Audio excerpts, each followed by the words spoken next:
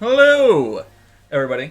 I am the Bardic Knock. You can find me on the internet, Twitter, Twitch, Patreon, and YouTube, all as the Bardic Knock. I produce stuff and things and the What's It Diddly Doodies. We are continuing our One Piece tabletop role-playing game. I will let players introduce themselves, and then we'll talk a little bit more about what the frig is going on. Pew pew pew, you know the drill. Go, go, go, go, go. Hi guys, I'm Nick. I'm on Twitter. I'm Okaioh Schroeder. Everywhere else, I am Twitter. Yes, no, please don't let me be Twitter. There's so much crap. But I'm Okaioh Schroeder on Twitter, and I'm Strider Winters practically everywhere else. You can find me most oftentimes here, as I am Bardic's admin, mod, editor, emoji maker, all kinds of junk for Bardic. I have my own Twitch channel. It's twitch.tv/StriderWinters. I haven't streamed in a while, but I don't know. When you have spoons, do it. It requires spoons, but spoons usually end up going into playing video games or painting minis. I mean, you could just turn the camera on while you do that. Yeah, just... But... No, I do get it. Streaming is a lot of effort. It really is. I have to pay attention to more stuff. Anyways, that's me.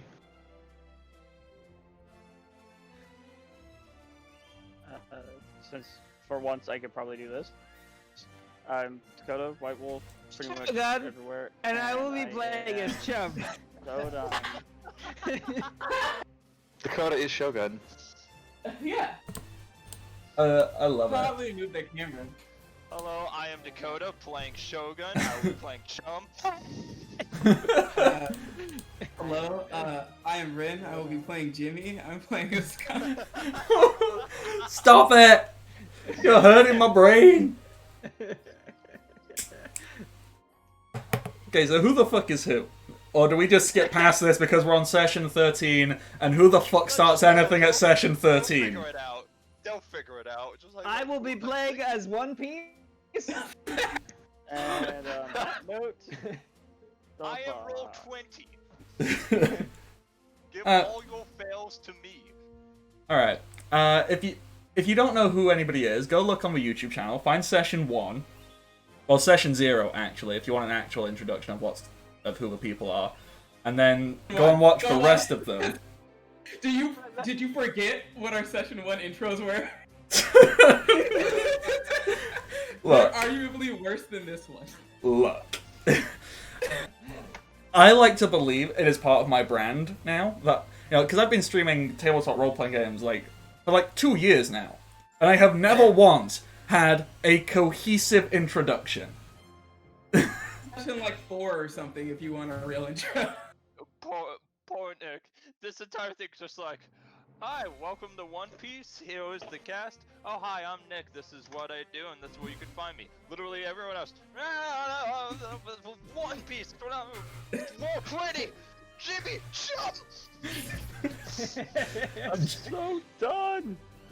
Okay, and I'm just going to point out, Jimmy Chum sounds like the worst high school drama antagonist. That's such a jock name, yo, I'm Jimmy Chum.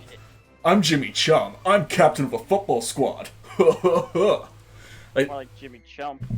It sounds a lot to me like a made-up, KFC knockoff for a movie. Chum? I was thinking Chum was some kind of gross kind of jumbo and just have some Jimmy Chum.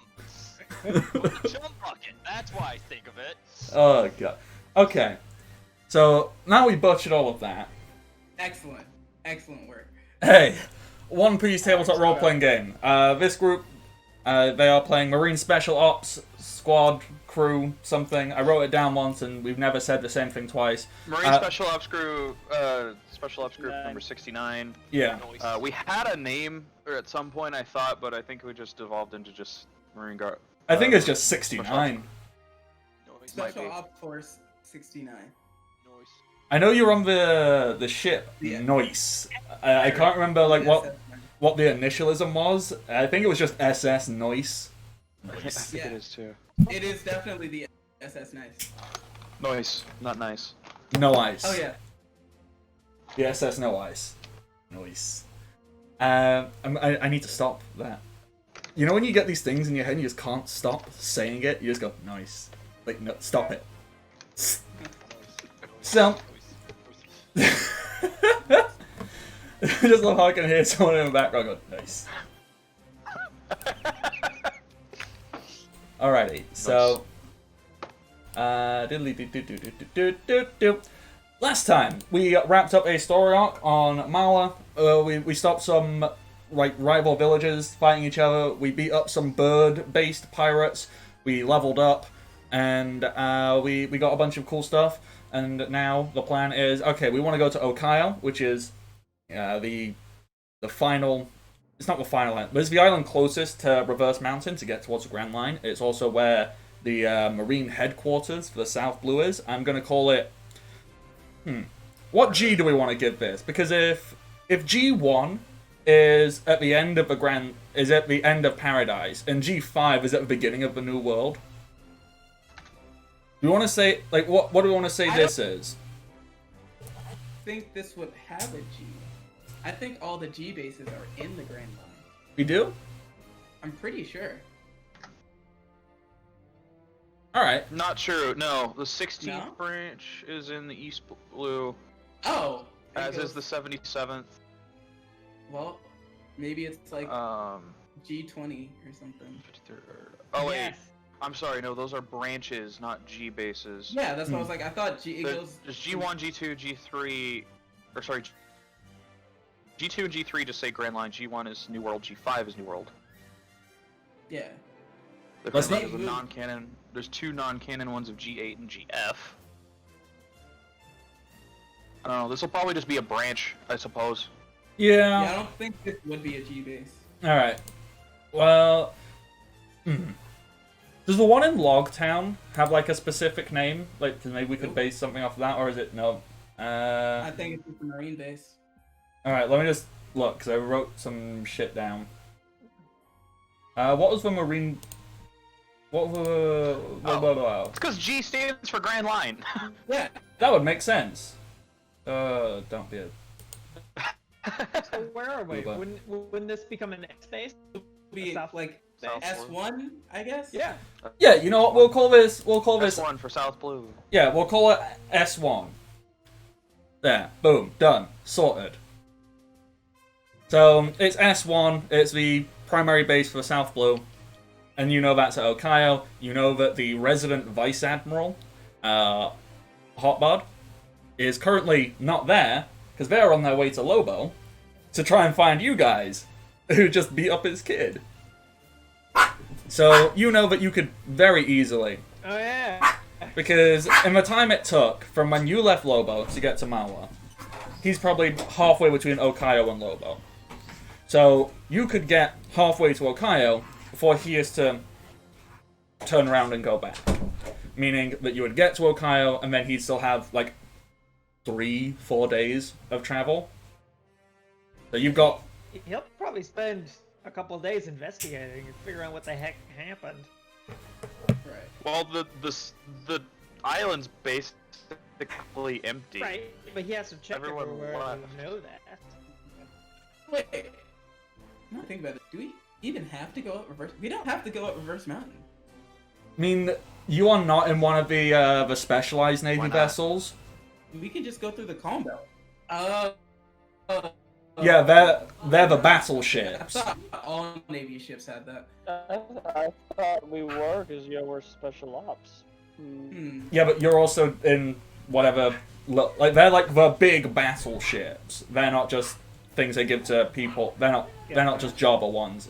You would assume that they're given out specifically for people who travel and cross the Grand Line stuff, you know, because Kaioseki coating costs a lot. Makes sense.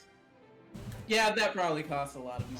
Says the Marines cross the calm belt by using sea stone lining at the bottom of their ships. Yeah, Sea Kings do not notice them. yeah. Which, But if we don't have that, you know, then you... I don't think we have a sea stone lining. No, Yeah. because you operate in the South Blue, you only operate in the South Blue. Why would they spend money on that if you don't ever have to move? I mean, there will be a ship at Okaioh. Well, it won't be at Okaioh yet. You assume Vice Admiral Hotbod's ship has that property. It would have to. So if you could steal his ship, you could do that. But Stealing is wrong. Commandeering. Now that's completely illegal. okay, so Stealing is wrong. I am gonna say it takes you 5 days. That seem reasonable? Yeah, 5 days to get to Okaioh. And we'll say Hotbod is around here. So it's going to take him... it's going to take him 3 days to finish his trip to Lobo, and then 5 days to get from Lobo back to Okaioh. So we have 3 days. No. We have 3 days. 3 days on him. Yeah. So before we just say, okay, boom, you arrive at Okaioh, you've got 5 days of downtime. Does anybody want to do anything specific during that downtime? That chill, hang out, whatever. Ooh. More training. Why is that all the way over there? That should be over there. Chum would like to practice hand-to-hand combat with Zoran. Okay. Just because he thinks it will be funny, not because he in any way has any actual martial skills. Or I will need Chum, as I need to probably actually induct him into the Marine crew. Oh yeah, we should probably do that. But is Zoran interested in Fighting Chum? doing a boxing match with Chum? Dakota? Me? Hello? Dakota. Dakota? There he Oh. is. You awake, dude? Alright, sound out. This is our crew. So we're on the downtime period of sailing to the other place that we're going. And Chum was saying that he would like to practice basically do a boxing match with Zoran. I don't want to hurt the little squishy guy. And I don't want him to turn me into a pretzel. I like my arms where they are and firmly on left and right sides. Fine. So you don't want to fight Chum? I'm actually gonna be testing out some new stuff myself. Alright, the captain wanted me? Yes. So, are you staying with us? I don't we understand the question. rescued you from Hotbod's prison. Yes. Yep. I believe that is what happened. Right. Do you have any place to be, or to go, or do you want to just stick with us? No, I'm good. Right. In that case, then I have a couple pieces of paper for you to sign, and a hat. Oh. Don't lose the hat. Don't lose the hat. Signed deal. You don't have to wear it, but you have to not lose it. Pull out some paperwork, just welcome to the Marines. Is it really that easy? Do we have the jurisdiction to do that? We totally do. We're special ops. We can induct any members we want. Speaking of, anyone want to go talk with Smithy, try to get re-enlisted with us? Oh yeah, that's right. Oh yeah, that's right. I have a thing for Smithy too. If you want, while you're signing Chum up, you can be signing Smithy up at the same time. Okay, I'll be doing that as well, I guess. Yeah.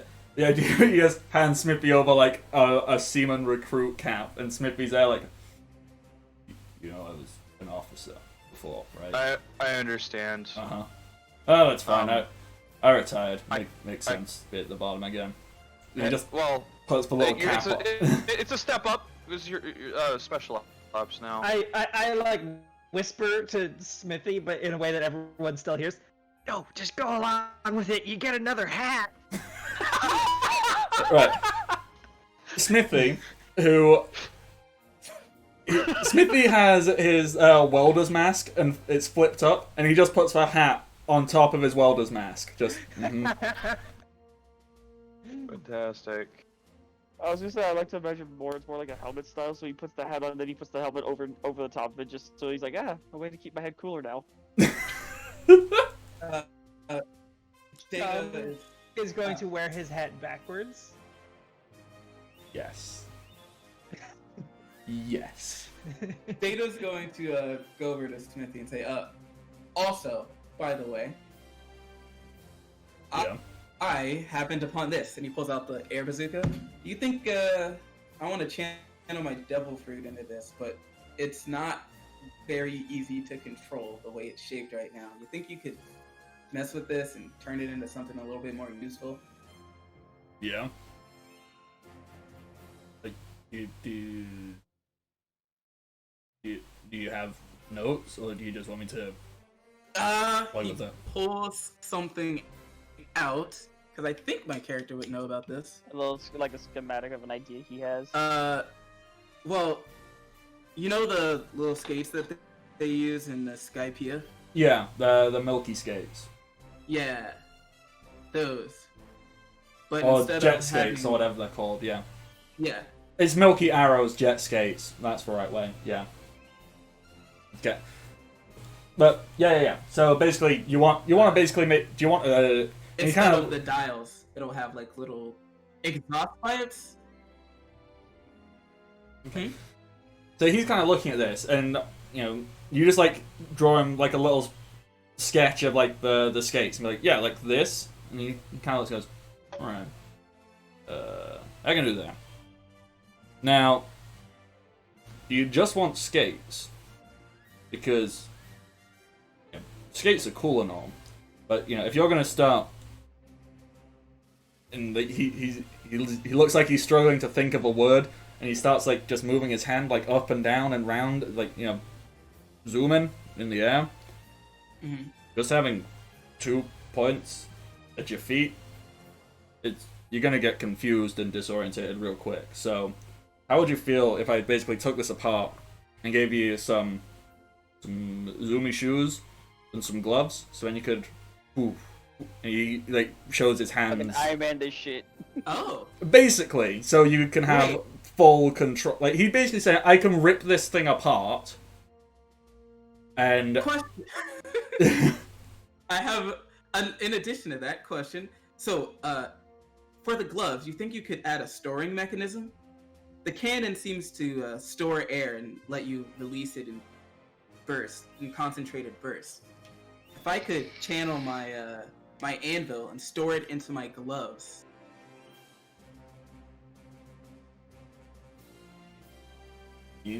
Pocket anvils. Oh god, that's gonna be terrifying. Ah!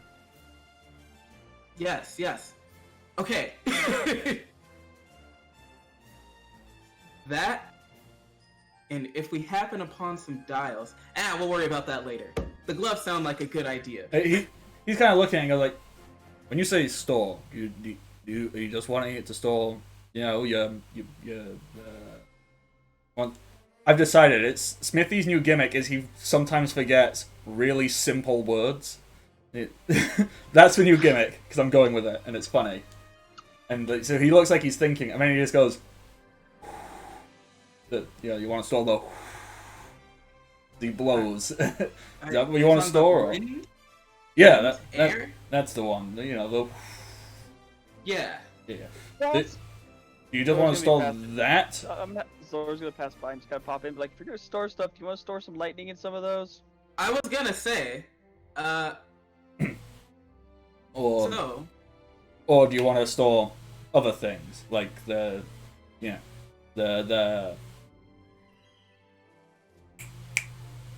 He's thinking, and he points to Zor's sword, or you know the fire. That's the one. Yeah. We could, So, we could just give you elemental capsules, basically with lightning, fire, and then some of the poison that we got. yeah, here's what I was thinking, because right now I can pull things into myself with my devil fruit. The problem is that when I do that, I have to eat the damage itself first.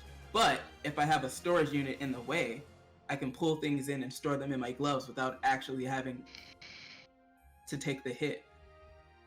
I mean, All right, Bakugo. Yeah, that's literally where I was about to go with that.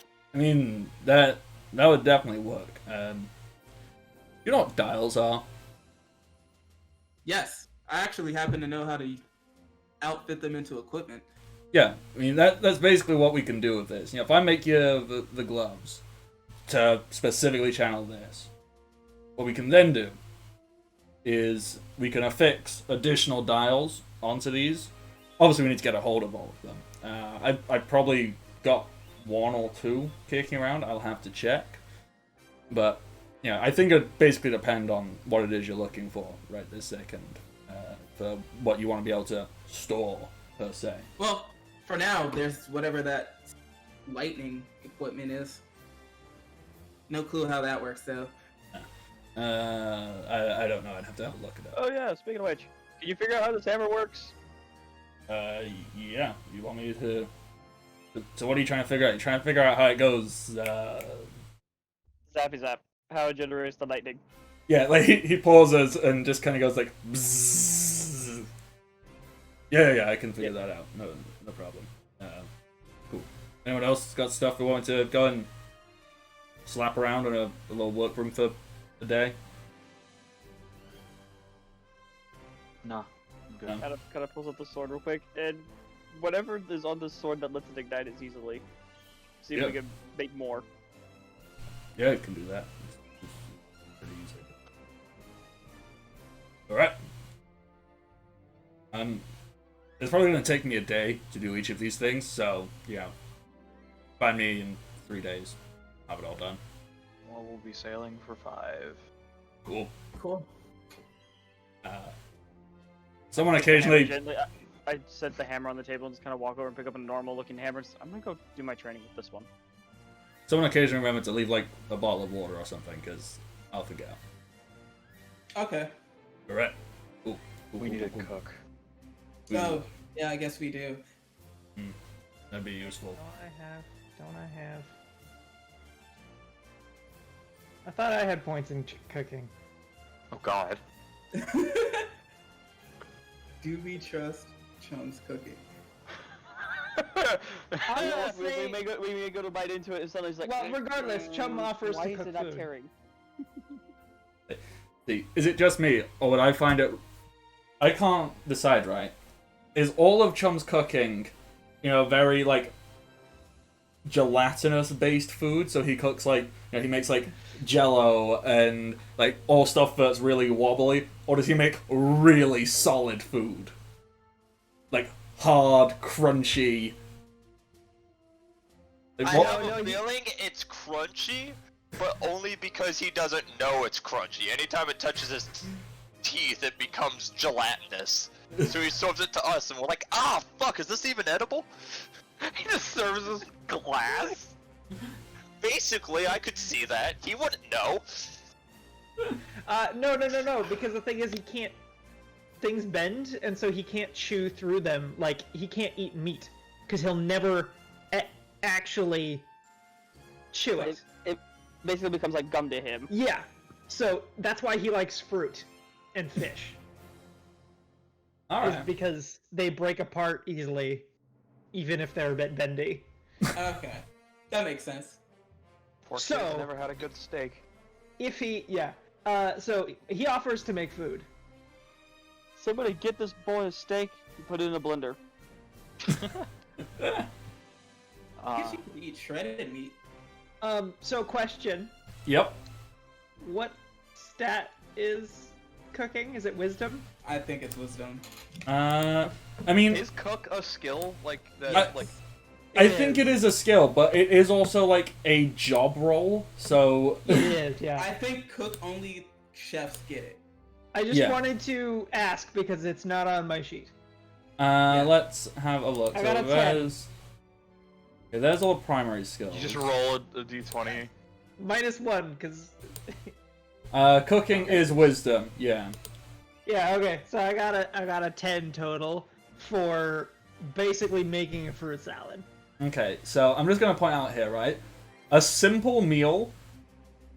So what it classifies as a simple meal is 2 pounds of uncooked normal food.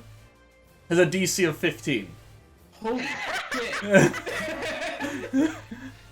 So he's just like, alright, here's a bunch of fruit, and just make a pile, then take a sword and just wham at it a few times. Would his sword even cut it? Would it just be smashing it? Kind of, yes, it does mostly just mush it. Yeah, you basically just grabbed a bunch of stuff and put it on a plate. I went, there you go. Oh no. Here's a bunch of very bruised fruit. Also, the banana that's like hanging barely by the stem. Just We sit down to eat, and he serves us this mashed fruit salad, and I'm just like, we need to cook. It's like mashed potatoes, but it's fruit and it's all of them together, and I didn't peel them. Oh god. Okay, that no. would explain why I got this entire Peter's gonna try to stem help. of a banana over here. As Peter's well. gonna try to assist. Okay. Oh! Can I please just add in, like, these are all fruits with ridiculously thick skins. You know, like mangoes and, you know, things that normal people can't bite through. And he's just like, yeah. Some of them are apples, but some of them are pineapples. And there's like a coconut in there too. Data tries to help, and he just says, Why are there guys that have negative wisdom the ones that are cooking? it works! Okay, so. Data just sends a little mini hurricane over to the pile of fruit and just lets it do what it does. So, for the nat 20, I think what that is going to do is basically, Chum has done this. It's not like horrendously bad. It's not horrible or disgusting. It's just like, well, it ain't good. So what Data does. I want to help as well. Why? Me and James have good wisdom. You all just want to cook stuff. I love it. I'm gonna try to cook him a little bit, give him a little bit of a. You're just gonna whack it with your flame sword? Yeah. Oh my god! Okay. At least you'll be cooked. Well, Flaming tornado! so what I was gonna say was the Data is gonna send over like a little tornado and essentially turn this stuff into a smoothie. So I think what Zor could do is the stuff that doesn't get pulled into a smoothie. So Data gets all the stuff, you know, which didn't have skin, you know, like apples and, you know, oranges and Smoothie explode everywhere. yeah, creates a smoothie. Zor, you'll get all the tough skinned stuff, and you'll, you know, cut and you'll dice it. It's not going to be super fancy or pretty, but I love the idea that you pull out your massive sword and then start delicately chopping. Like I just lay the edge on the end of the table. Alright, and click, click, click, click. And Me- actually, Nick, I have high int. My wisdom is base. God damn it! It's not low, but it's base. So all have low wisdom except. Well, Since Chum Wow, is we bendy, all rolled. he can open his I have a plus frickin' 3 to my wisdom. What dice say fuck you? This Alright. is the universe saying, "Let the idiots cook." Oh god. Alright, Merc, how do you want to contribute to this? I don't. I don't trust Jimmy in the a lot kitchen. of I believe that what I don't I trust believe that Jimmy in what the Merc kitchen. would do is just take what we've done and pour it all overboard.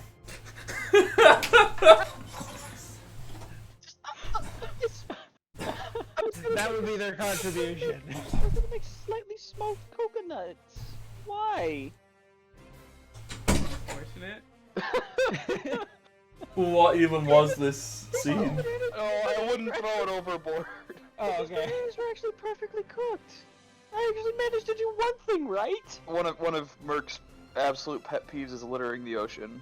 He's not doing that. Technically, this is food, so it's not littering because it gets eaten. You're feeding the fish.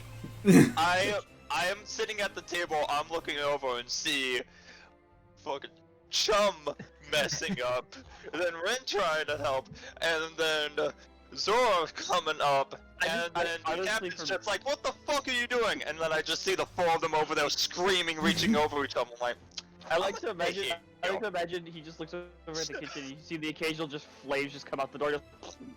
Sorry. So Chum, since he's bendy, he can open his mouth wider than normal, and so he is currently chewing on a bouncy coconut. Oh god, that that makes my jaw hurt thinking about it. Just just Grab the coconut. Just be like, quit eating. Then I need that. Chop, chop, chop. And it's like, You don't wash it before. I scream, I'm not eating that! Don't worry, I'll cook. Don't worry, the flames will clean all that off. well, This would be the perfect time for Smithy to come in just like, Captain, there's a hole in the ship. Just Captain have the complete meltdown. okay. And All right. then asks why there's a hole in the ship. I wanted a window. All right. So, what is this mess, Bardock, that those four have created? hey, I created art. I do believe they have created a smoothie. That's what they did. Okay. And basically like grilled fruit, like grilled bananas. Okay, so I'm gonna say that Chum, I'm going to kind of narrative declaration. Before we left the island we were on, Chum picked up a novelty blow dart gun from the poison people, and he's Oh, gonna use God. that as a straw for the smoothie. Oh no! All right. So for ease, Just make sure you because- you throw it out of the gun before you try drinking. It's Chum. Of course he fucking didn't. Yeah. just for ease, because I don't think we can all do this much stuff to fruit. We can't hurt the fruit this much. So what I'm gonna say is, you all decided, oh, we're all gonna work together to cook a meal. Chum starts, and Chum's like, all right, I made a fruit salad, and Daya's gonna be like, well, what if we did a smoothie? Zor, you can cook the meat. You've got a big flaming meat cleaver. You know, you picked up some meat, and you just, I like the idea that you literally just get, you know, a slab of meat. I take 2 metal bars, lay it on the counter, lay the sword on its side, and ignite the sword. Yeah, you just do that. You cook the meat. You flip, cook the other side of the sword, and then you just cut the meat up with your giant flaming meat cleaver. Done. Merc, I don't know. You were making dessert or. He was going to make some eggs, but they turned out really, really bad. They did. I look over at the eggs and be like, we can salvage this. I take them, kind of Oh, mix them a little bit. Roll with a again? little- Just mix it with a little bit of seasoning. All right. That's Roll it. again, see how your seasoning is. Ooh, Oh, not seasoning's very good. terrible. I Not put salt in very them. good. I put too much salt. Alright, so I burned eggs, and then the salt shaker top came out while Zor was seasoning it. Yeah, you just go. I think. You know what? We'll just cook it. I know how to fix it. I know how to fix it. I Okay. grab pepper and just open it and pour it on there. There we go. Can I? I'm gonna try to siphon that salt and pepper out of there. No. Okay. Plug it all over the kitchen. I think you just spread it onto the frickin' meat and smoothie. Yeah. So No, he just like exploded it all over the walls and shit. yeah. So Data, Everywhere. I like the image, Right. but you know, you get like one finger, and you go like, I don't know, typho no whisk. You get one finger, and you go, you put it near the eggs, everywhere. Yep. I die, Nope. and then I What go. minute? So what happens if Let's see Data what best sneezes? I can make. Oh God. Oh, that's a lot of pepper. Uh-oh. He sneezes, he's a cyclone, did you just turn our galley into a fucking hurricane? Fix something to the top of the ship before he sneezes. So he puts his finger to try to whisk it, but there's so much pepper in the air because Chum used so much that it got in his nose. Even though he's wearing a mask. So he starts huffing, He's like, Take cover! And Chum hides underneath a big pot. I grab all the steaks and throw them on a plate, just cover them with meat, just like, you're not ruining the meat. Okay. type of no kazoo type. Is anybody else? Is anybody else doing anything in this cooking scene which I didn't realize was happening right now? Perfect representation of this. You sneeze towards the wall that's facing the dining hall where Jimmy's sitting, and he just sees the wall fucking explode. God. That's it. Gonna do it myself. No!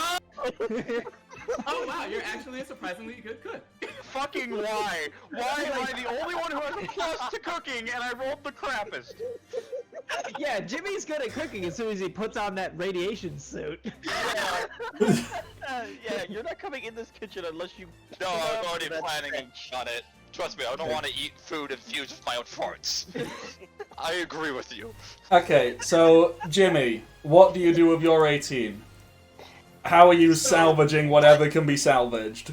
What the fuck is left in this explosion, flaming, bendable coconut mess?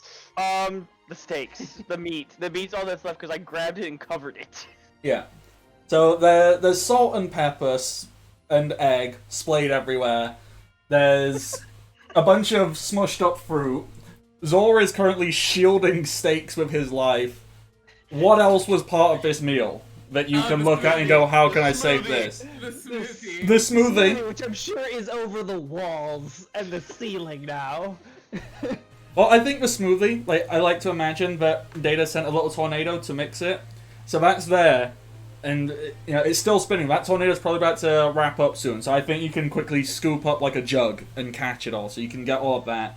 And, I don't know. What goes well with a smoothie? You got smoothie and steak. This is a great meal. Fuck. Fish? I'm bent over. I'm just kind of. You eat your fish. I'm munching on what little bacon I was able to salvage. Yeah. It's like munch.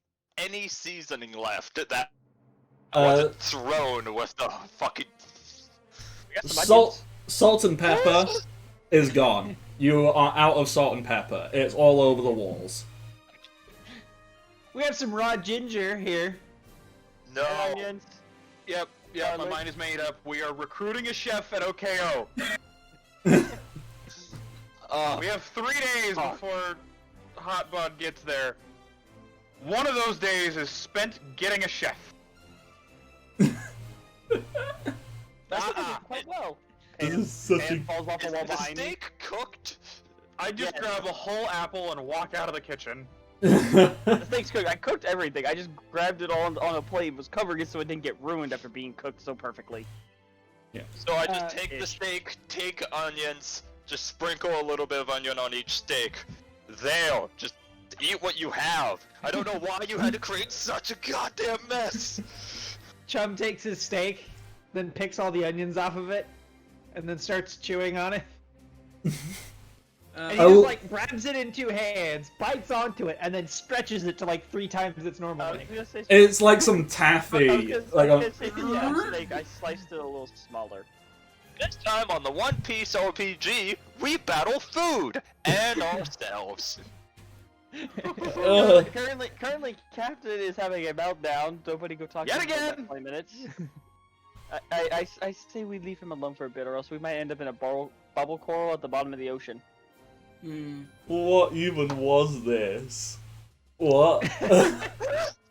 It's supposed to be lunch. We can't do an intro correctly. We can't make food correctly. You would Just not wait till we survive fight dinner. Hot Pod. Data is using his smoothie for training.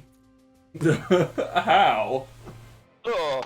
So Data trains any possible moment he gets. So he's going to go up onto the ropes because he's like the issue that he's having. Well, if I'm going to be flying, I'm going to have to balance.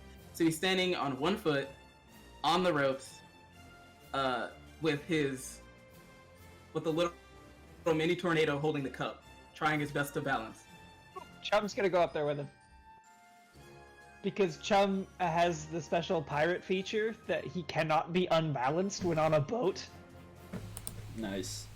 So Chum is like Data is focusing really hard and, doing, an epic training thing for perfect balance, and then Chum is like moonwalking across the ropes. Also, let's not forget that everything you touch gets warped, so you're throwing him even more off balance. No, this is Perfect good. training. Data likes this. Okay, so Data, do you want to roll me a balance? I'm below spinning my hammer, Yep. just practicing my new skills I want to do. Nah, fucking 20. So, whilst Chum is on the rope, and the rope is doing like some cartoon wobbles, you're there 1 foot, holding your glass perfectly. I'm like, what the fuck? Whoa. You're almost like a... I like to mention more not a foot, but he's balancing literally on like the tips of his toes on the rope perfectly. You're almost like a gyroscope, moving around, keeping this glass perfectly balanced, like putting it through your body, and back through, and over your head, so the glass doesn't move, ever. And it's real New fucking double impressive. portability. I'm just gonna kind of just watch, just be like, the fuck? I forgot he could do that. Cause I would see it just disappear in his body and then reappear somewhere else. I'm just like, what the fuck?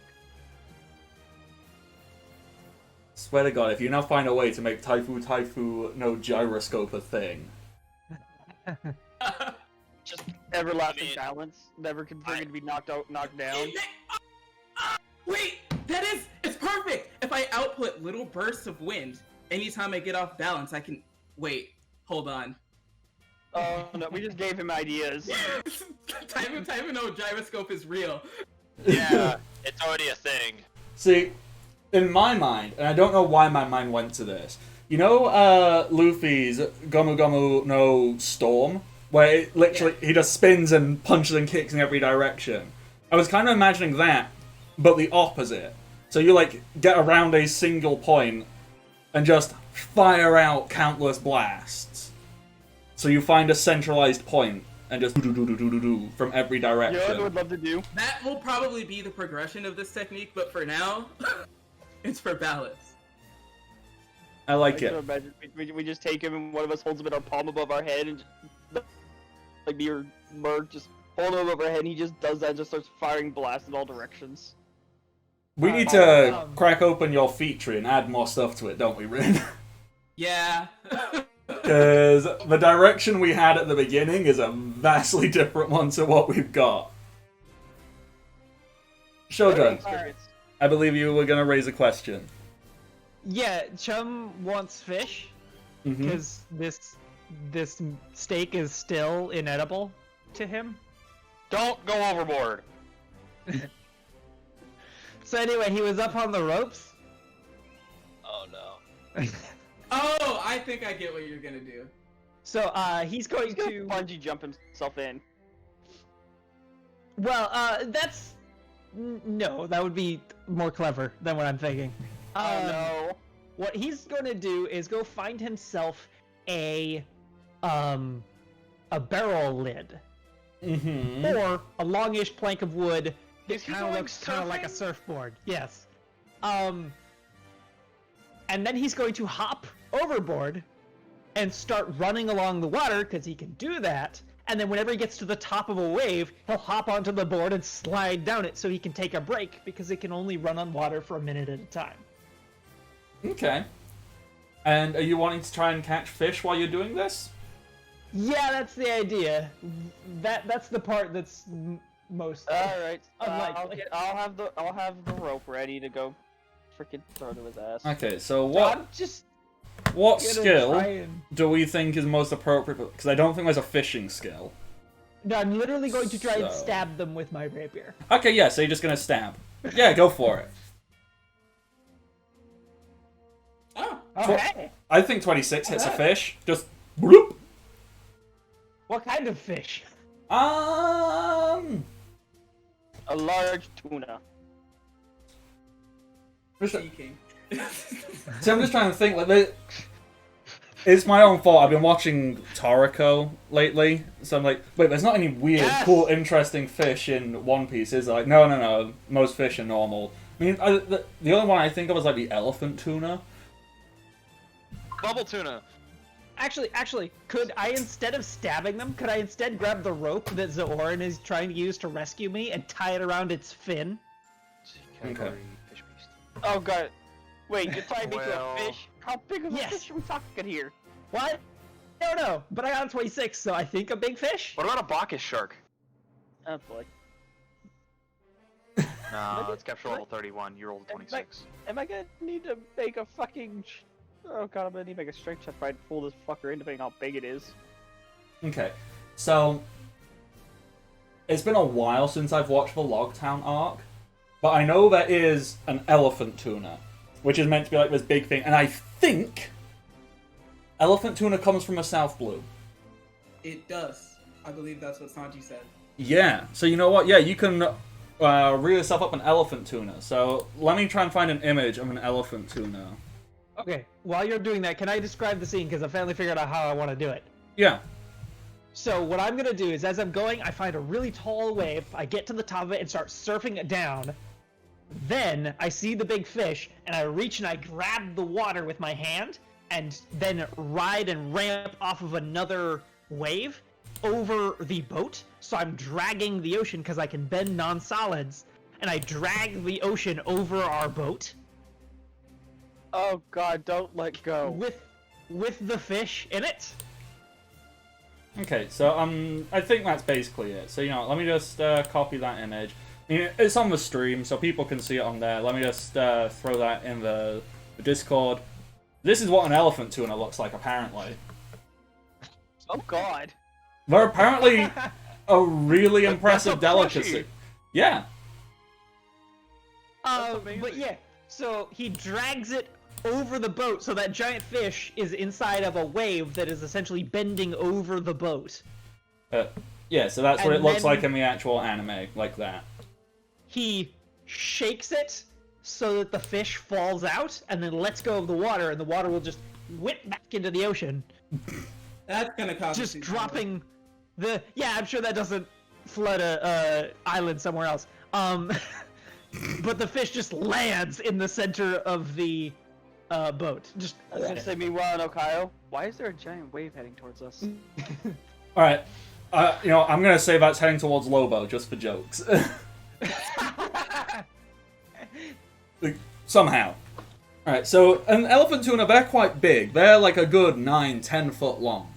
It's also not dead. Yeah, so there's this big fuck off fish, you know, with tusks, and it's just there on the side of the boat going. I walk out of my chambers going, hey, has Unatsi's Feather want to ask, what the fuck? I'm gonna walk over to the fish with the hammer and just kind of give it a light tap on the head to try to knock to finish it off. Jim falls to the deck, and he's just like trying to beat it to death with a chair.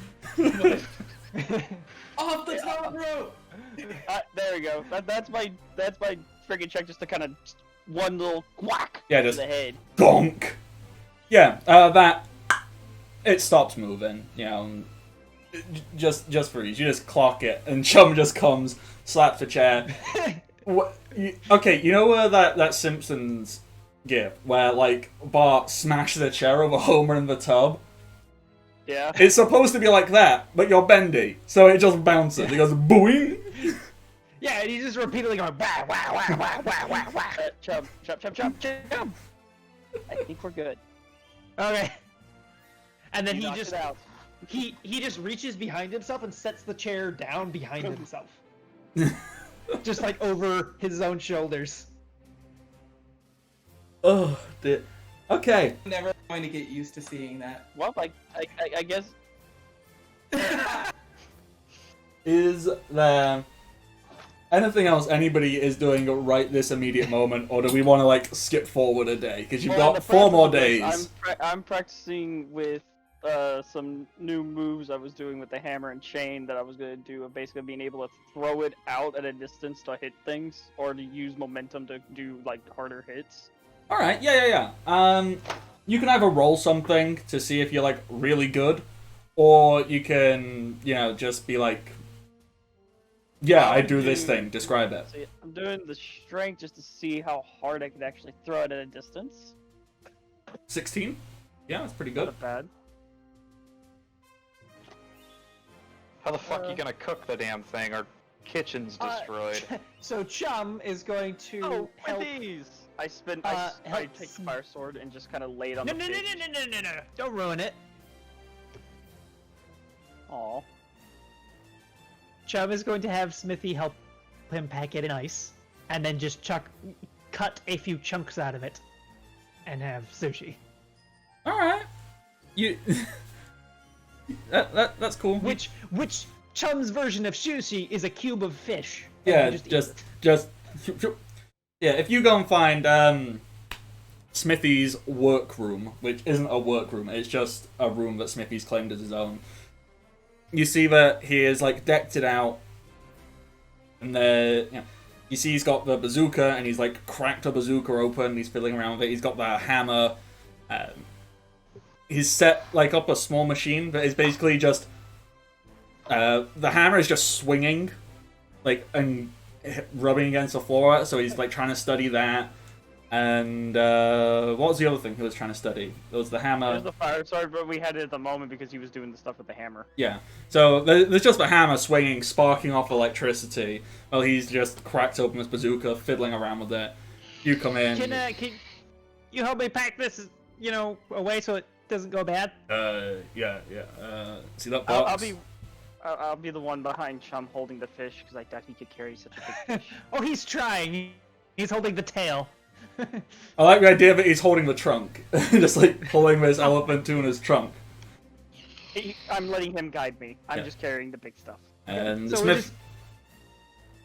chop it into a few decent-sized chunks, and then Chum cuts out a few cubes and just wanders around with one handful of chunks of fish and one handful of rice, and he'll eat a chunk of fish and then stuff a bunch of rice in his mouth. I'm just gonna lay the fire sword on a table nearby, Smithy. Just like, I'm gonna leave this here so you can study it. We just tried using it to cook, and don't go in the kitchen for ever. Okay. Cool. I won't. That box over there. That's the coolie. The Freezer. yeah, the burr. Just Freezer. over there. That'll do it. I'm The gonna. burr thing. I'm gonna look around the room and just see how cluttered is the room with all his stuff that he has set up. Very. All right. I just walk out. I'm gonna go look.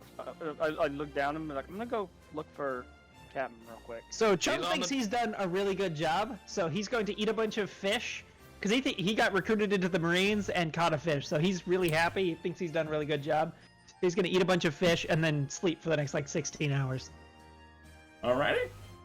I'm gonna come up to the main deck and just go over to Merc, be like, while we're in Okaioh, since our crew's starting to get bigger, you want to look at maybe trying to see if we can get a bigger ship? Might be nice. You have a Yeah, proper I- workshop for Smithy. Yeah, because I just kind of saw his room down there, and Also, buying a ship is probably easier now that one, we have money, and two, our kitchen is destroyed. It's easier than cleaning it. I'm not the reason that happened. Yeah, keep Pepper away from Data. I'm keeping anything that can irritate his nose away from him, because last thing we need is him to sneeze a hole through the side of the ship. I think we're just lucky it was only the wall and not the entire side. You made one critical error. You know what happens when someone talks about someone in Japan, right? They sneeze! You're way up in the air though, so it's fine. We're just gonna see a giant out towards the distance. Love Nick's dots put together. They sneeze! No! We see like 20 birds fall. We see like 20 birds just fall out of the sky next to us, all with all their feathers just stripped. Just looks over the side and just like, you really need to stop talking about him.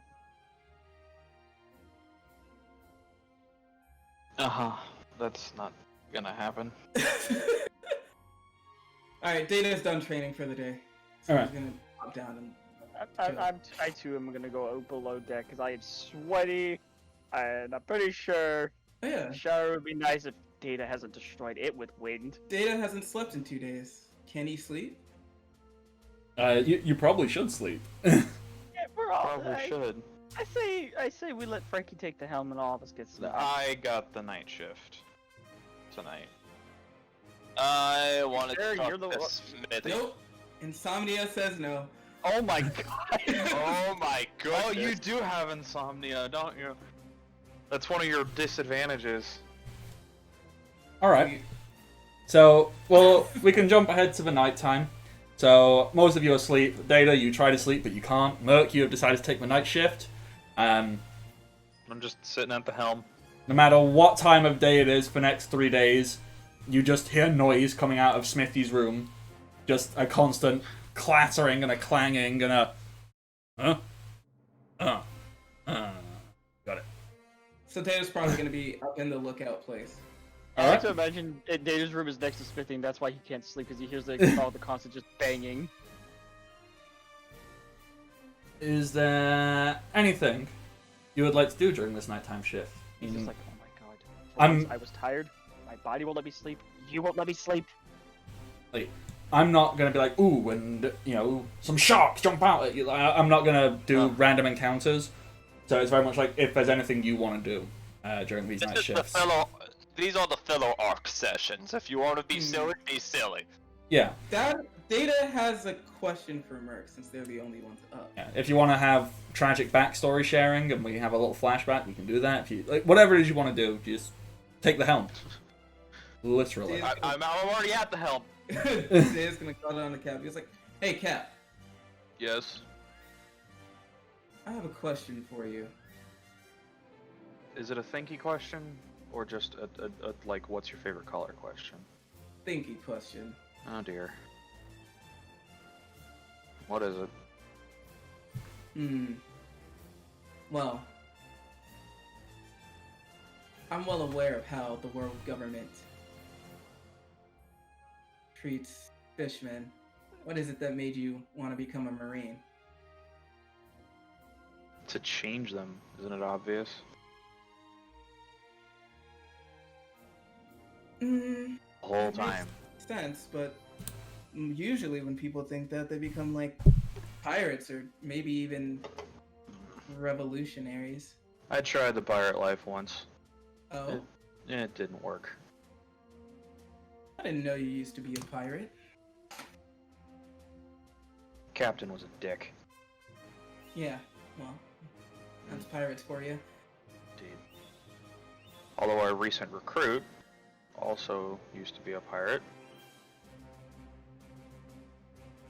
True, but After a while, or is this still while Chum is asleep? This is in the night. yeah, Oh, okay. Y'all are asleep. Chum's sleeping, probably. something tells me that Sneezing asleep. something tells me that Sneezes in sleep, nose extends out and it slaps back. Chum probably got roped into that. Yeah, he doesn't seem like the type of kid who would actually willingly go out and join pirates.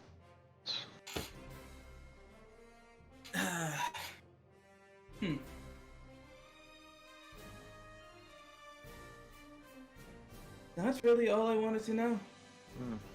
So, I suppose that means your allegiance is with justice, not necessarily the Marines themselves. Why do you think I'm special ops? Good. Just checking.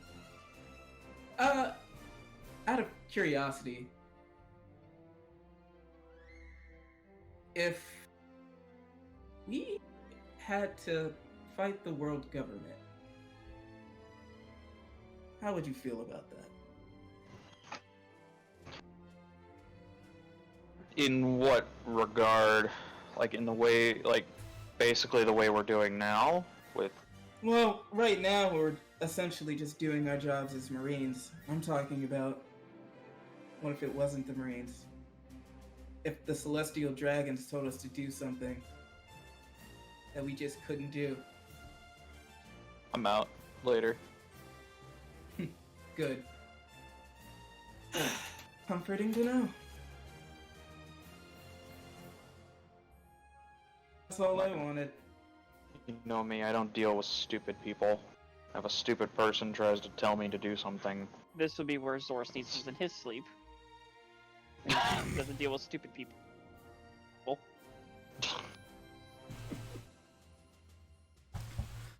Oh, yeah. Okay. Work cut out for us then. say again, you cut out. We've got our work cut out for us then.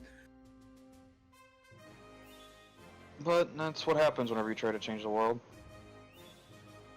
Guess so.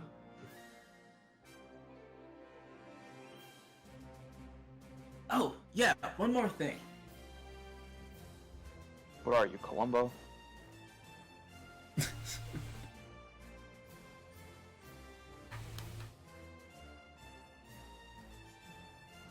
Do you know about...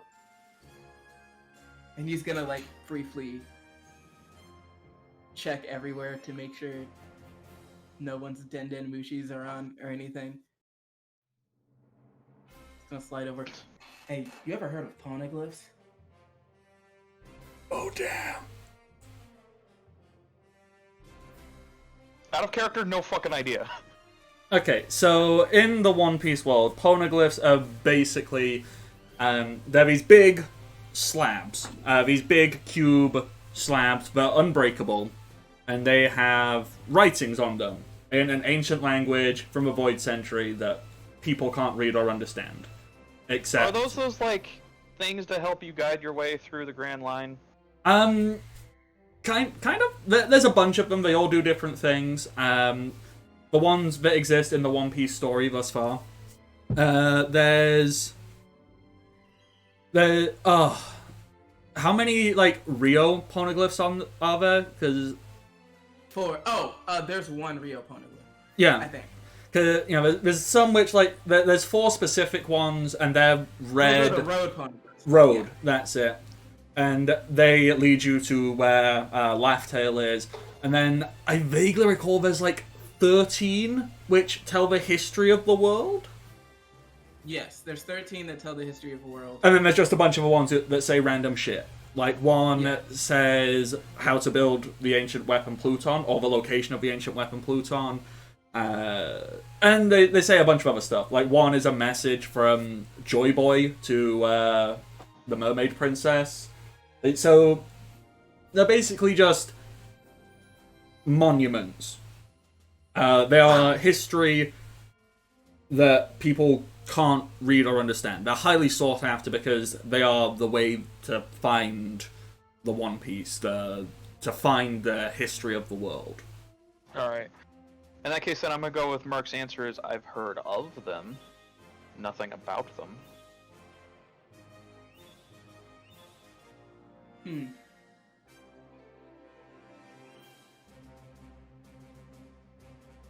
I've actually seen one. Is that a good thing? Probably shouldn't tell anybody. The world government would have my head if they knew that. It was on the Sky Island where I got my devil fruit. I actually found the fruit right in front of it.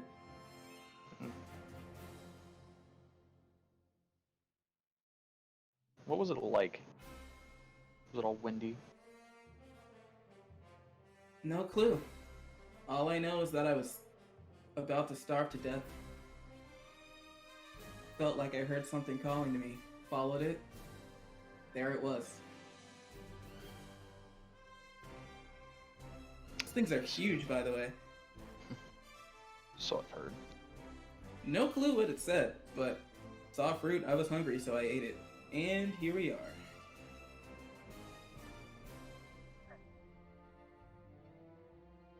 You ever want to go back? Back where? Where you came from? Skypia. Ah, I'm actually not from Skypia. Grandfather is.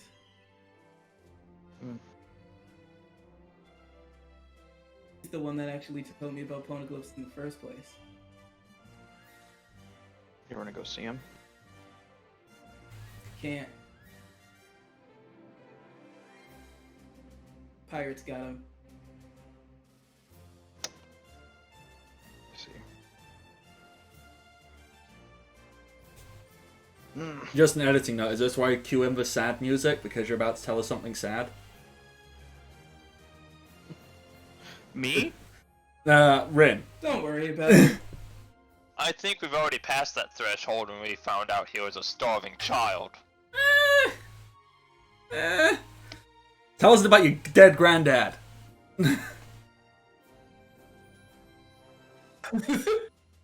Wait, hold on. Worst fucking audience. Oh, Boo! Tell us about your dead ass grandpa! Move on with the fucking story! Make me feel something! Yeah. my grandfather fuck it. was a warrior in Skypea. Shandia, specifically. Mm-hmm. He was fighting to protect the, I believe he called it the Golden City.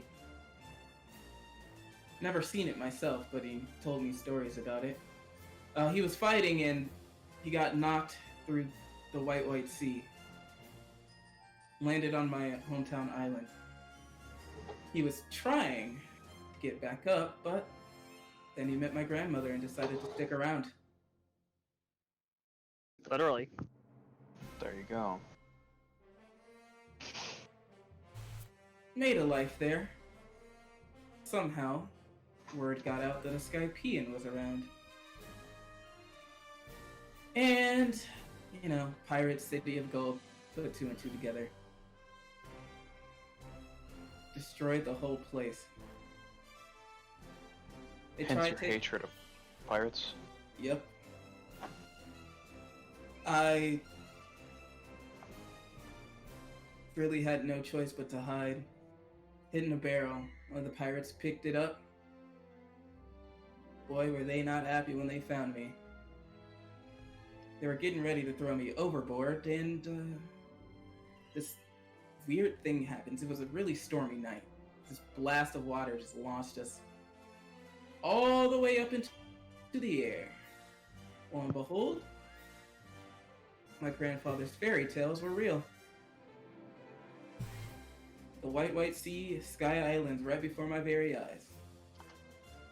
Pirates ditched me there, and well, I already told you the rest of that.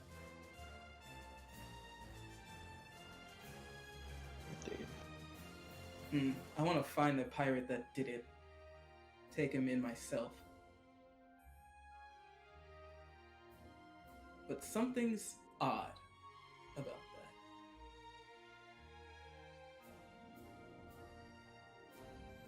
that.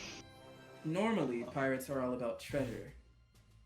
But they completely razed the whole island to the ground, treasure and all. Doesn't make any sense. Some kind of anarchist. I don't think so. What would an anarchist get out of destroying a farming town? Pleasure. Maybe.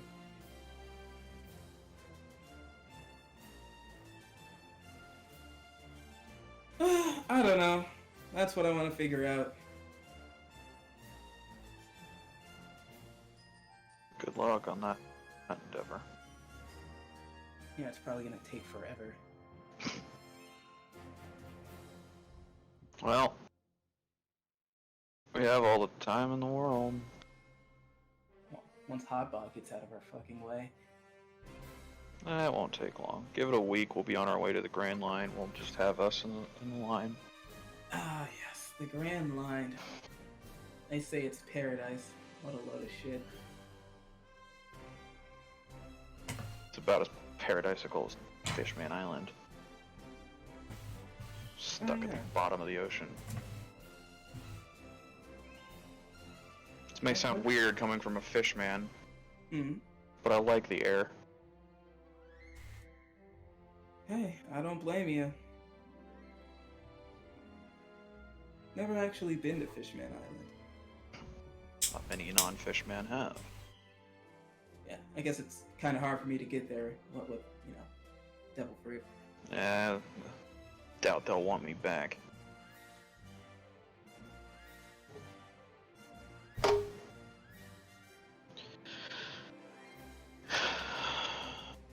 You know I'm a squid, right? Not an octopus.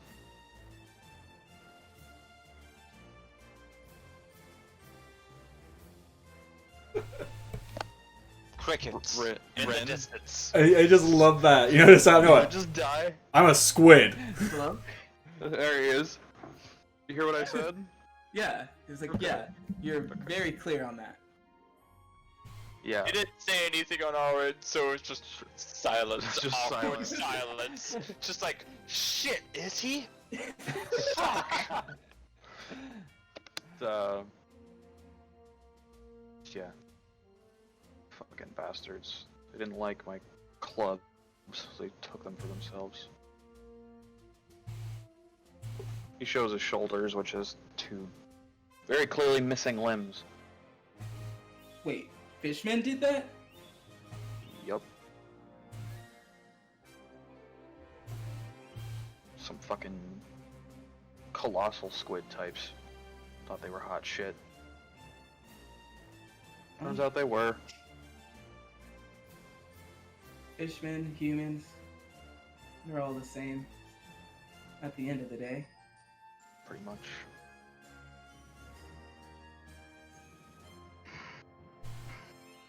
All beings are shit.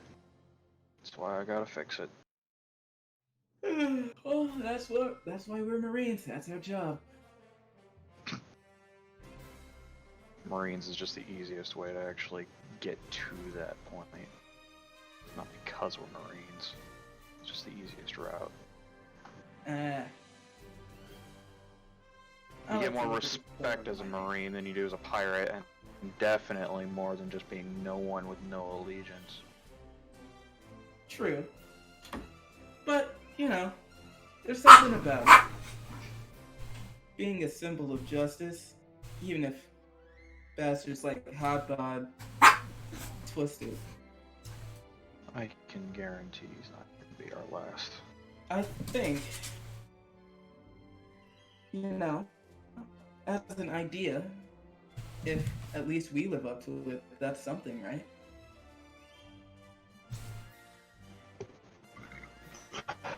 Excuse me. Yes, something.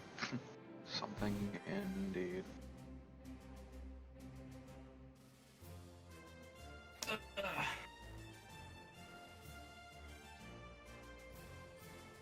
Rolling again. Okay, David fell asleep. They just slept tonight. There we go. Alright. So, Sleep mid-conversation. as you all have He just starts miscon... falling over, and Mark is just like, fucking, alright. Grabs him and puts him in bed. Wow, I feel so bad for.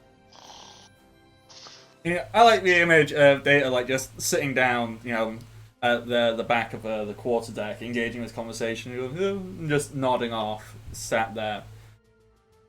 And, you know, the night starts to draw to an end. You see the sun starting to rise as Data falls asleep, and, you know, Frankie will come up and, you know, do a little super. Hey, what's up, lovely people? You ready to take a break, El Capitano? Yeah. Alrighty. I'll take him. You got the helm. Alrighty. Oop. You go rest up. I'll take over and I would say I'll call you up for breakfast, but what the fuck happened in the kitchen? This one sneezed. Ah.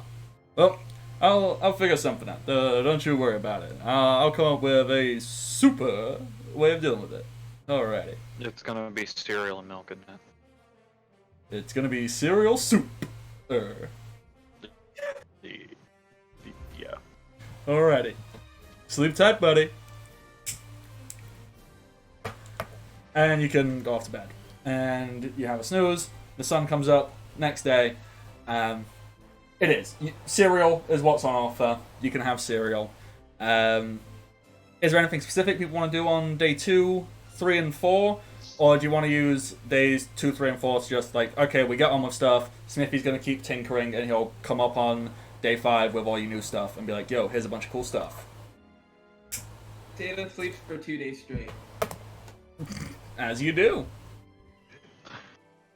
He has to roll a 15 to go to sleep, to fall asleep, and then he has to roll a 15 to wake up. I like it. Everybody else, what would you like to do with your downtime? We'll say for days 2, 3, and 4. We'll just put that in one block, just for ease. Well, we'll continue to help with sailing. I would mess Because I what I'm just doing. remembered he's the only one who knows how to do that. Yep. That is true. Jimmy, you message me. You want to go and give Smithy a hand because you want to get something done for yourself as well. So that's totally cool. You can spend days 2, 3, and 4 with Smithy in the workshop, getting on with whatever it is you're getting on with. Because I assume you want that to be a cool reveal. Awesome. Alrighty. I want to do one thing, and that is just going to be. I want to. What the fuck's my heal roll? There it is. It's at the top. Dude, I got a 30. Which. What does that open up for me? For my potions? Where the hell did it go? Items? Poison medicine? Items. Yeah, probably. I can make anything. You can make anything? Literally, yeah, the highest DC for heal rolls on potions is the Greater Restoration Potion. Sorry, the Grand Regeneration Potion, which is 35, but I can make a Greater Restoration Potion. Everything else is below 30. Nice. So what are you making? I'm gonna make an Adrenaline Shot. Nice. Do you want to roll? Heals the target for half their total HP. Yeah. Do you want to roll 3 of these? Because obviously there's going to be 3 days passing, so want to make one thing each day? I wanted to do just this one thing. I just wanted to do this, and then I have to via slash potions. I'm just going. I roll a ranged shot. That's a 7. I think that worked. God, Jesus. For some reason, it's ranged attack. Why? Why is splash potions ranged attack? Because you're throwing it. I know. I know. Why do I have to roll a throw? Doctor, splash potions. Is there, what's the DC? It doesn't say what the DC is. It just says to successfully execute this ability, the doctor must use their range shot skill to accurately throw the potion. Up to 30 feet at their Nakama. Yeah. So I don't know. I think it's just like you throw it. I guess they could roll a defense roll, but why would you roll a defense roll against something being beneficially thrown towards you? So I don't know. I mean, there might be something somewhere, like on other thrown weapons, like explosives and things like that, maybe, but I don't think there is. So I don't. I'm gonna just say it works. I mean, I could just do it again. Okay, we'll just say it worked. Cool. I'm just gonna throw an adrenaline shot at Smithy. Just keep him going. Just da da da da da da da. And I'm gonna do that on the.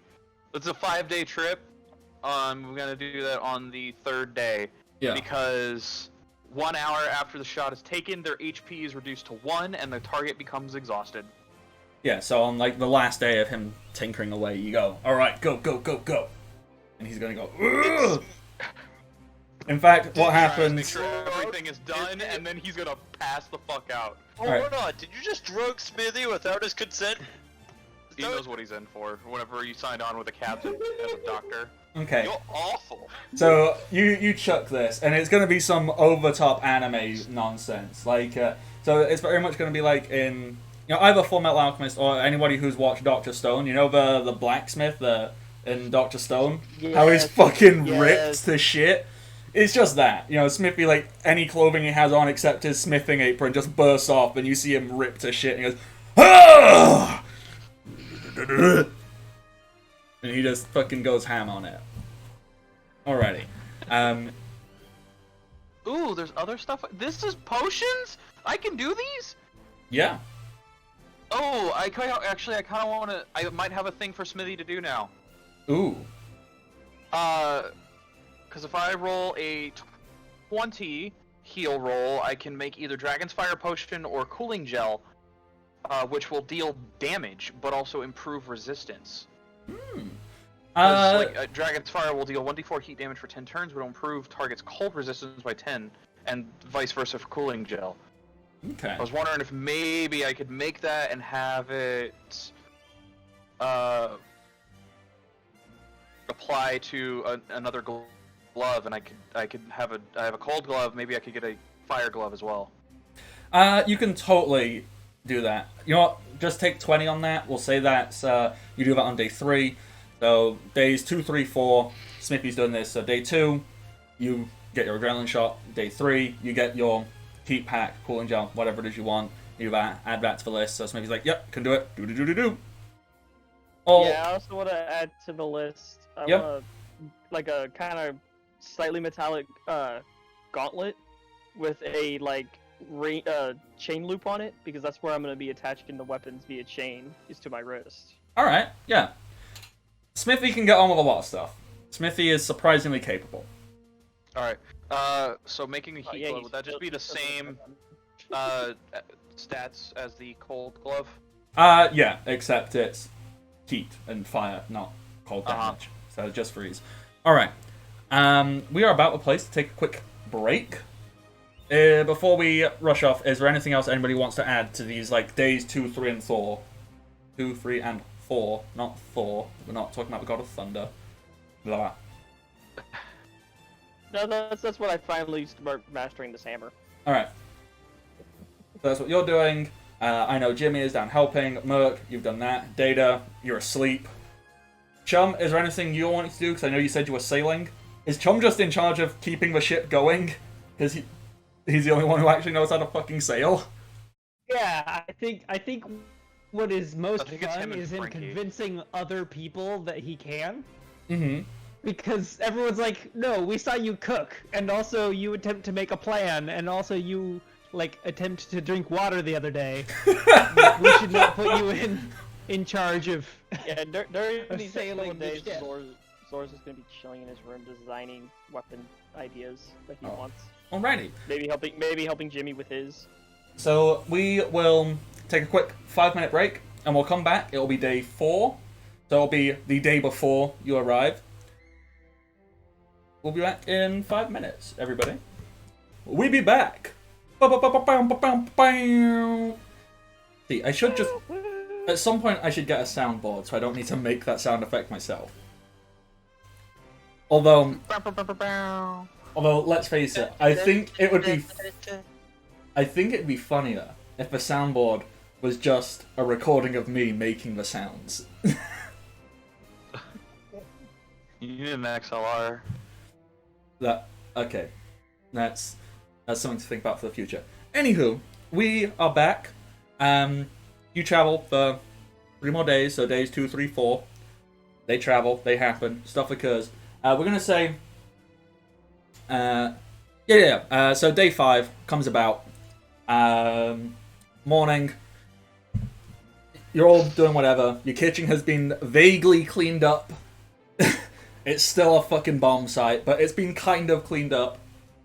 And so you're all sat around either in the kitchen, on deck, or in the meeting room, wherever it is you're doing stuff. And, It's at the helm right now. okay. So, you can all be wherever the hell you want to be. So, you know what, let's quickfire, where are people? Where do people hang out in the mornings? So, Jimmy. What are you asking me? Where are you chilling at? Yeah, where are you? In my room, doing a few more designs. Alright, Data, where are you? Look out. Mm-hmm. Chum, Yes. where are you? Well, no, so actually, I'm not at the helm. I have taken a bucket and a broom and propped them up against the helm so that it won't turn. Mm-hmm. And I am currently in a hammock swinging around from the top rigging, eating a banana. Merc, where are you? I'm on the bowsprit. And To be fair, the broom has a smiley face drawn on it. Oh, we just lost someone. yeah, Jimmy disappeared. Lost Jam. What happened to Jam? He'll He fucked up the cameras. he'll jump back in a second, hopefully. If not, he'll tell us where the fuck he's gone. And Zor, where are you? I'm chilling with Jimmy in a full-on hazmat suit, helping to design his weapons or whatever he's doing in there. And Smithy is in his workshop. He's finishing some stuff off. An announcement comes out via like a addendum mushi, and it just goes, clack check. Hello, Special Ops 69. Nice. Can we all gather in the meeting room? That'd be super. We have a meeting. Clack check. Yeah, you've got like a small meeting room, like under the quarterdeck. That's where you've had like meetings. That's where your trophies are being held. It's where you lay out the maps and point at stuff and go, aha, that's what we're doing. I see. It was appropriately sized back when the crew was like 4 or 5 people. 5 people. Yeah. So everyone just kind of squeezes in there. Doesn't help that Merc and Zor are big people. Yeah. So Frankie is they'll be stood in there, and they'll have laid out a map for Okaioh, and then one by one you all go in. You can go in whatever order you specifically choose, or you can just all be in there. And finally, Smithy will come in. Well, he'll open the door and start trying to walk in, and you notice that you can't get through the door. Because behind him, like strapped to his back, is a bunch of equipment. You can vaguely make out the sword and the hammer and a few other things. Like, can't. Push him in, and I help make him fit. Yeah, you just go. Whoop, you just like grab the door, pull it a little bit, and he goes. Aha! There we go. You just couldn't get through the. I just take that sword, the thing that he's been working on for, many hours. I just bend it and help him fit. Hey, welcome back. Hey, Hello. hello. I couldn't just get through the the thing that separates one place from another place. Window. Yeah, Threshold. that one. And so he's got like all this stuff on his back. Everything he's been working on for the last like 3 days, 3-4 days, loads of it, and it's just like all bound up and held up tight. And, like, I'll get all this stuff out after the meeting. Frankie then goes, super. Alrighty. So, Okaioh. What we're dealing with here, everybody. And they lay out a map, and it shows the general layout of Okaioh, which I totally fucking forgot to actually do a map for, but that's fine. I'll get that done for next time. Basically, unlike every other island you've been to thus far, where it's kind of just like, okay, there's like a small settlement here, and then there's a small settlement there, and there's a lot of wilderness. Most of Okaioh is a city. It's like one big, sprawling town. It kind of starts from, like, if I zoom in on our map, yeah.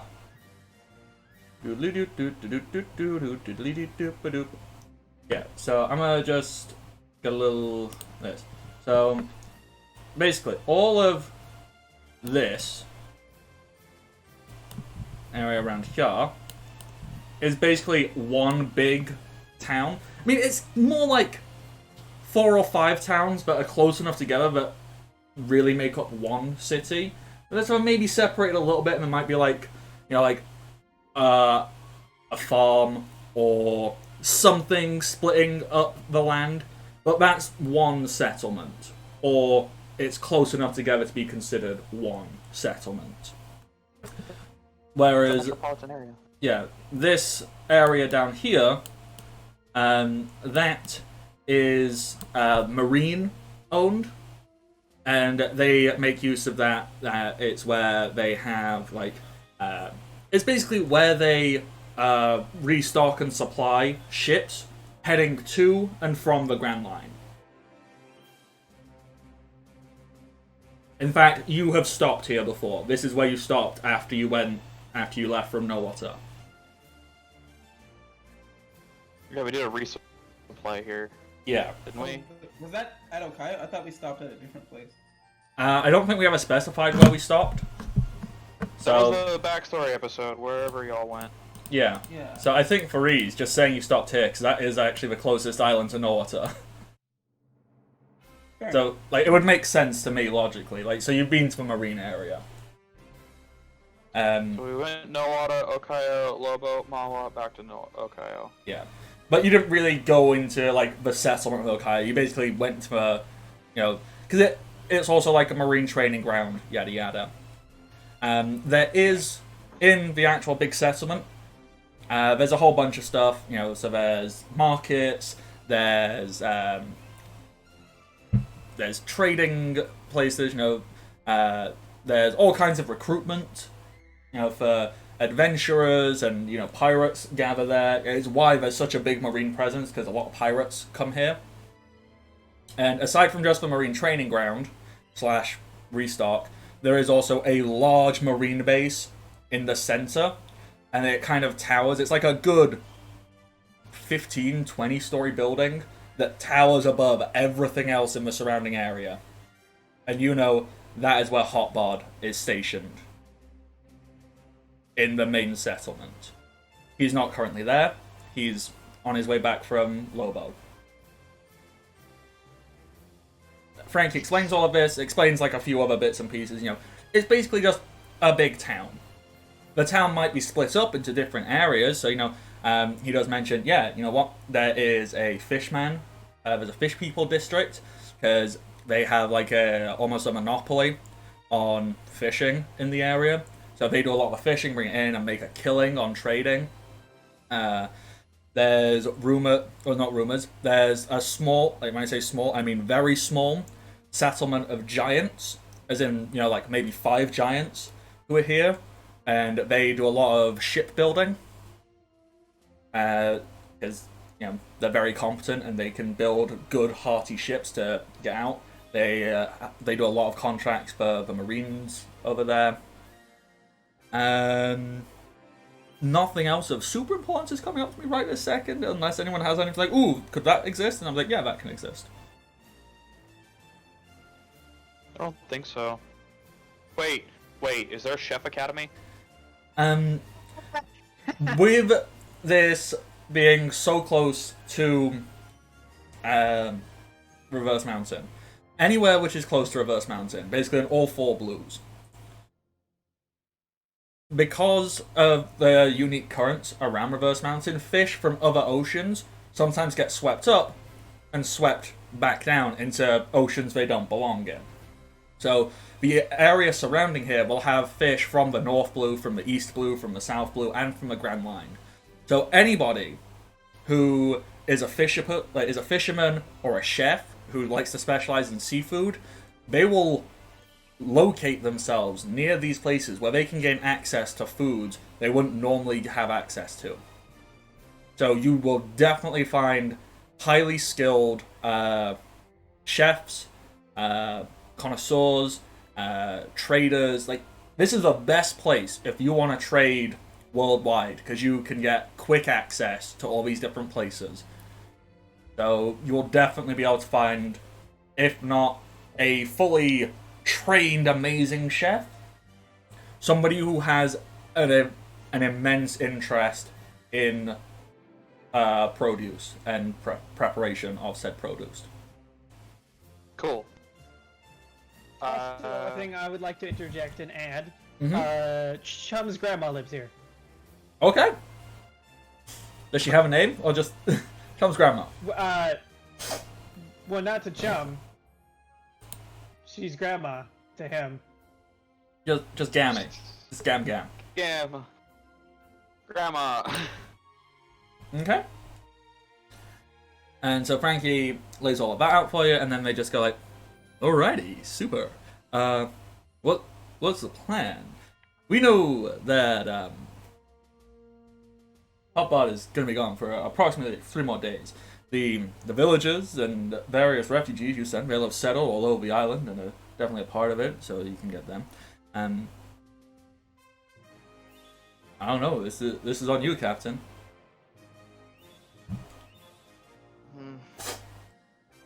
Right. I go back to my plan that I posted earlier that has probably been buried in memes and junk by now. Yep. There it is. So we need to gather up all the people that were at Lobo, or at least talk to them, gain testimonials to prove that Hotbot is a douche. We have Smithy with us. It's the case you're trying to make. You could literally just walk in a court and say, I mean, look at him, and that would probably prove your point. Yeah. Yeah. We need to get a Dindin Mushi to get Taiho and people at the Marines and the people at New Start Village from Nowata, get a testimonial from them to prove our credibility as competent. And we need to not necessarily go to court, I think, but we need to go talk to like administration people in the Marines, whoever the fuck that would be, to try and get them. I think. Admiral? There's probably an admiral here. No. Um, They're on the Grand Line. Yeah. What we need to do is get out a message to an admiral that they need to come here immediately. Or at the very least, someone in the judiciary system. You know, admirals. There's literally only 3 admirals in the entire navy. And there are things called Yonko running We around. need to get a call to internal affairs. Yeah. Yeah, we probably have internal affairs, right? We need to call like CP2 or something. They exist? Yes. I mean, Cypherpol, their world government, they aren't actually affiliated with the Marines. Oh, I know their world government. You know what, we will say there is a Cypherpol. There will be an intelligence agency. They'll be dotted all over the place. Basically what I'm saying is I want Cypherpol to audit Hotbot. Alright. Because they're taking money from these villages. And I just want to know how much of that is going to the world government. Like, how much of that money that they're taking is getting reported. Yeah, where's that heavenly tribute? Yeah. We're gonna get on the Al Capone. Alright. He dry cleans my shirts.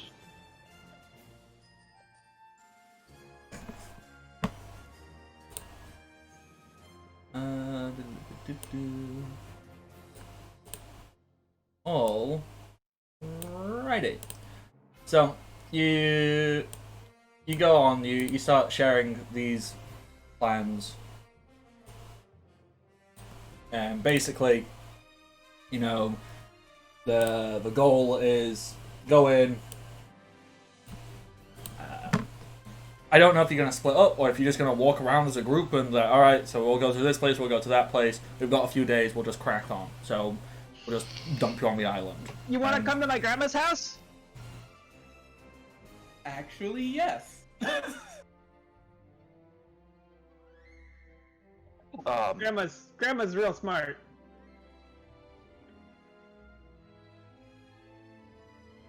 Okay. We'll probably get food too. Cool. That's all you have to say.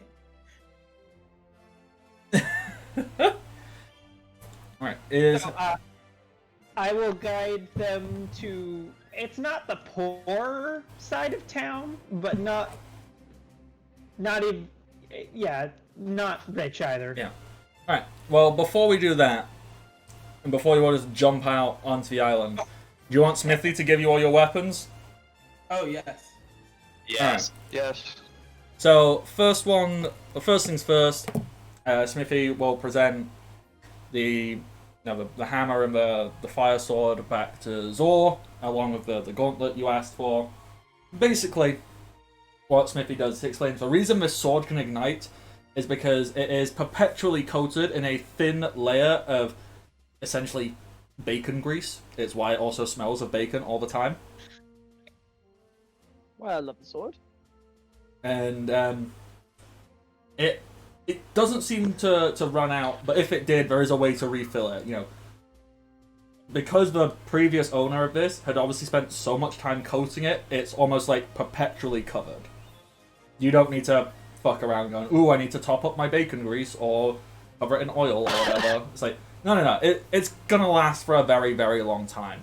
It's also how, because it's a grease fire, you could put that in water and it would still be on fire. It would explode. Exactly.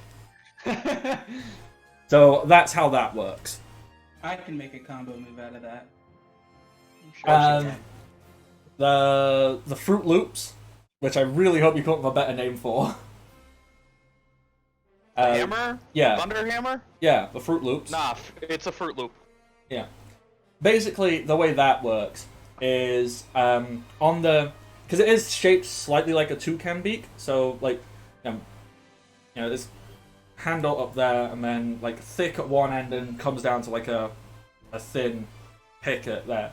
Basically, above the top of it, right over the top edge of it, it has essentially like it's got a very coarse, almost sandpaper-like quality, but like grafted into the metal, kind of like iron wool, actually. So it's got like a layer of that, and what it does is when that is rubbed against things, it basically charges static electricity into the hammer. So that's how you activate. You just have to rub the top against another solid surface, and it charges the thing with static electricity. That's how it works. It's pretty basic. It's not a dial, it's not special technology, it's literally just manipulating static electricity. I'm sure someone will find a way to abuse that somehow, some way. Somehow, some way, likely Ren. Yeah. And then he also gives you the gauntlet that you asked for, with a chain so you can attach stuff. Okay, the next thing. Data. Yep. He presents to you... He presents like the air bazooka. It looks like it hasn't been touched. And then what he does is he actually cracks it open, and you realize he has hollowed this thing out, and it basically now is just a really cool looking carry case that happens to resemble kind of like a long tube that vaguely resembles a firearm. Inside of this, he has made, two sets of like fingerless gloves with what appears to be a dial embedded in each palm, and then on the left hand there is a dial embedded on the back of it. There are also shoes. They kind of resemble the skates, but instead of going for like the actual solid skate aesthetic, he really like. It's actually more like he just embedded them like in the heel, and you see that it has like. I was about to say. Yep. Do I have Skype and Heelys? Basically, it's basically Heelys, and this thing. It is the greatest thing I've ever been given. Yeah, the dial. You see that like if you were to tap your heels together, the dial would move from underneath to the back, so you can blast up or blast forward. Oh. And you've got the hands to help stabilize you. The dial you have on the back of the left palm, that is a flame dial. It's not a great flame dial. It's like, let me check the dial list. It's not, because he's had to use a lot of the jet dials, which are powered by putting wind into them, which you can just generate. So you can generate and blast your own to basically control these blasts. Let me look. Is it bad? I'm literally imagining the shit what Bakugo does, where he holds his hands up to his side and he just rockets off, and that's what the fuck Rin's gonna be doing now. And I mean, go into the battle. Basically. Except it's also out of his feet. It's Right. very much like Iron Man, Imagine where, like, as you described earlier, to like help balance and control, because going just out of feet is not the smartest thing in the world. Okay, so flame. I'd love to imagine just we're just like, all right, we need to go after that dude. On it. It's actually And there he goes. almost Dakota, imagine us playing our bouncers in Phantasy Star Online, but we don't have control of the jet boots. Yeah. So Oh, we just go God. flying. In whatever direction we were facing initially, yeah. What was that? There was I swear there was a show. Okay, so, that I was just watching. Rin, you have got a normal-sized flame dial embedded in your left hand, which means it has a 15-foot range that you can just shoot fire out of. So, like a 15-foot cone. And if it's struck, so if anybody hits this, you can burn them for 2 damage every turn for 3 turns. Oh. So there's that, and obviously you can use it to absorb fire. And you can hold fire in it, and you can release fire from it. So that's what that is. Mechanically, the way these work to make use of these is, I'm going to say it's a stance, or whatever you want to call it. Flight stance, Keeley stance. That's how you make... That'll just be the new category 3. Yeah. So this is category 3, and that's basically using these. It is going to give you a 20-foot fly speed with perfect maneuverability. Ooh.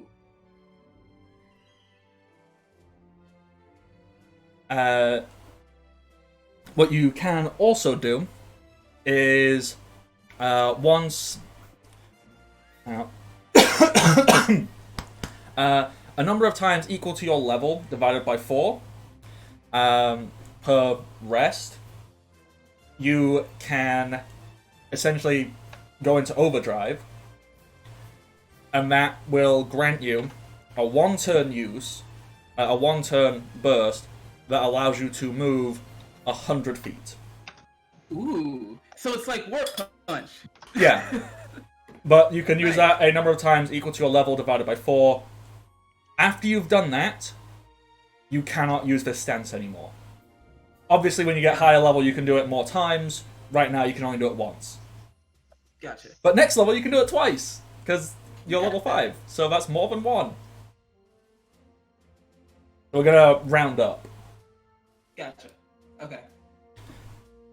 And to recharge, you need, like, a long rest, basically. You need a full 8 hours sleep, chill out. Oh boy. Boom, boom, boom, boom, Oh, boom. we got. How is he gonna charge him then? I mean, okay, you don't need to sleep. You need to not be... In combat? Yeah. Treat it like the Long D&D... rest is like defined as like light activity or whatever. Yeah. Gotcha. In the future, maybe these could get upgraded, so you only need an hour's rest to fix it, or something like that. I don't know, but for now, it's like a one and It done. probably takes a lot of energy to constantly refill and output them. And it has just dawned on me. I've basically given you fucking Ida's reciprocal burst. So you're fucking Bakugo and Ida. Yeah. There you go. Who else wanted stuff? Oh yeah, Jimmy! Well, what is your weapon? Because you've designed this. I've not had a damn say in it. This is all you.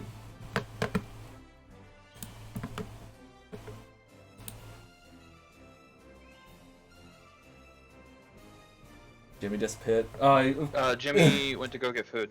ah! God damn it. I had my fire glove, but Yeah, and yeah, same thing. It's basically exactly the same as the one you've got, except it's hot. So you've got icy hot. ooh, icy hot. That would be painful. That's your new combo attack. Icy hot. Or freeze burn. Freezer burn. Yeah.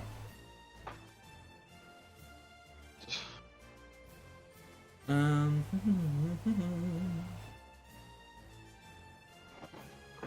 We'll be back. Cool. Okay, so we're really just waiting for Jimmy. He was busy getting food. Rabble, rabble, rabble, rabble, rabble. Yeah. Instead of going whatever, the normal time would have been. Oh. Okay. So, while we're waiting for that, what do people want to do with their new found toys that you're all probably just playing around with going, woo! Describe your new Shiny. weapon. Me? Yes. Jimmy, you're here. Yes. Everyone has just been given their upgraded special weapons. Please describe to me what you and Smithy have been working on. So what I have is, the best way I can describe it is a sword that's like one-handed, double-sided, but you can see a crease along the sides of the blades. On either side of the crease, it's still sharp, so it's still cut, but in there it's just empty. And on the handle, there are 2 buttons on either side, along with a tiny little latch at the bottom of the hilt. That's it for the description. Okay. And so, basically, the way I envision this is because your current weapon is basically like a super soaker that is hooked up to like a tube where you collect all of your poison and your acid and all that jazz. Is basically Acid. that tube, right? You can take it off of your super soaker and attach it to your sword. And when you do that, when you choose to activate it, when you press the buttons or however it is you do that, it releases a small contained, like miasma of poison and acid. And I've got 2 options for you here.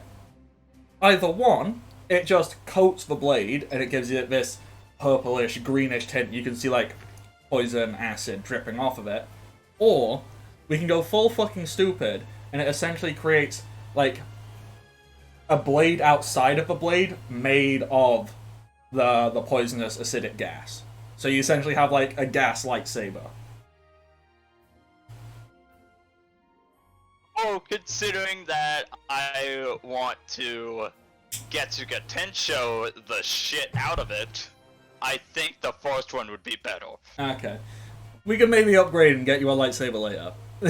A gas saber. Maybe.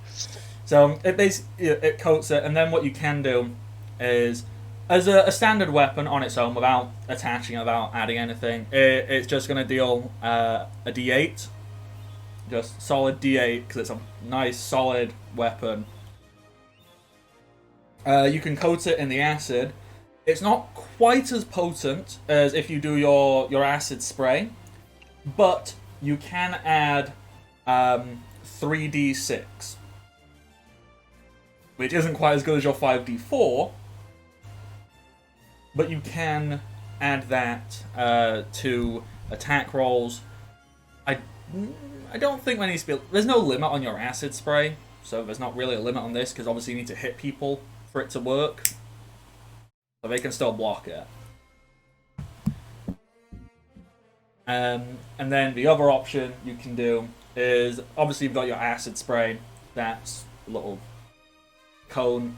To Geshiga Tensho, however it is you choose to do that, either you hold it out and shoot it like a gun, or you full on Ichigo swing. I'm going to say the range isn't super long just yet. That's something you can work on. So we'll say you've got a 30-foot range where you can hurl this to. And this is highly concentrated. and it'll be a line, so you can create a 30-foot line, and anything in that, they need to make a reflex save, DC equal to 10 plus your level, for 6d6.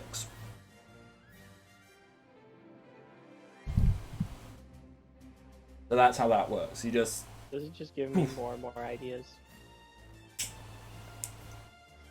Sounds good to me. Obviously, to switch between your sword and your gun, if you ever want to do that, that's just an action. Just unplug from the sword, plug it into the gun, vice versa.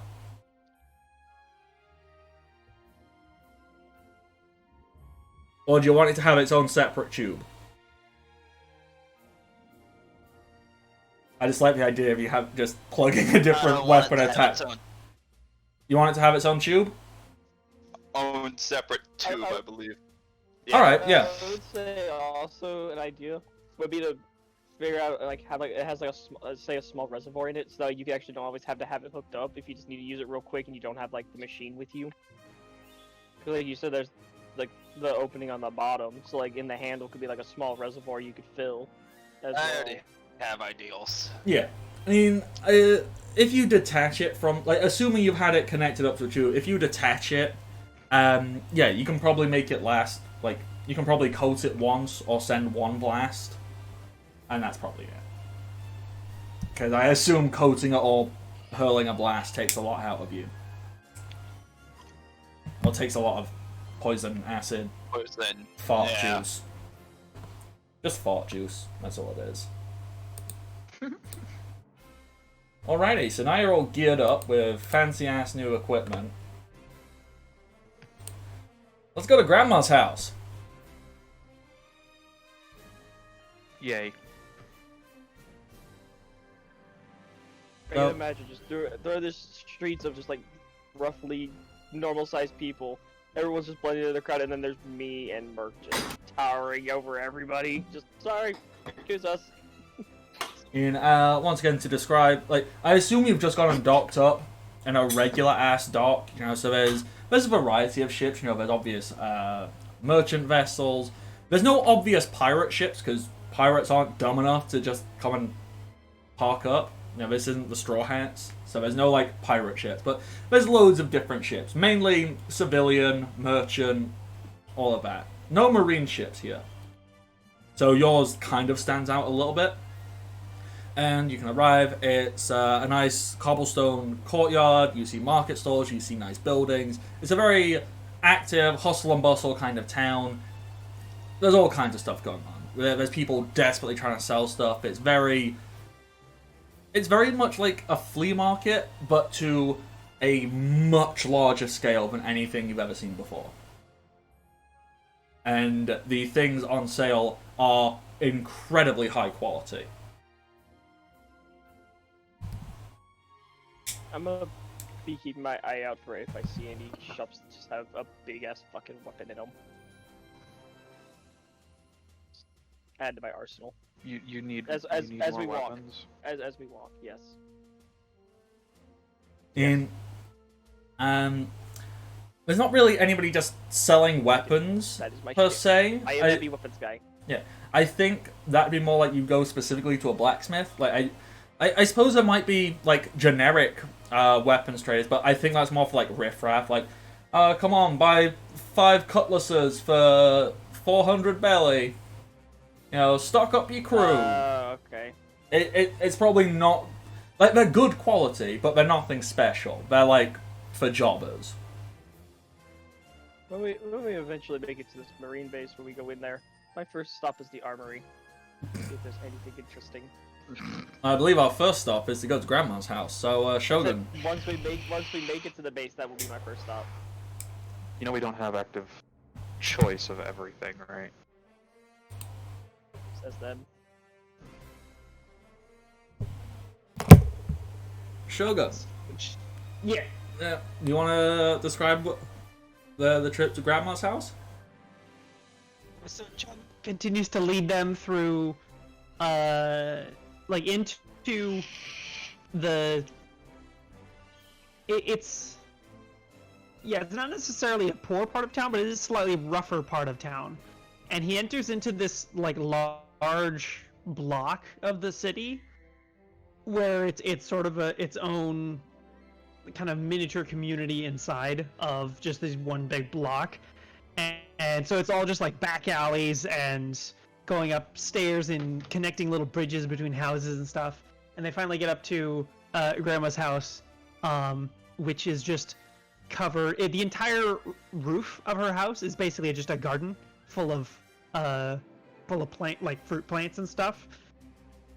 And she has not very like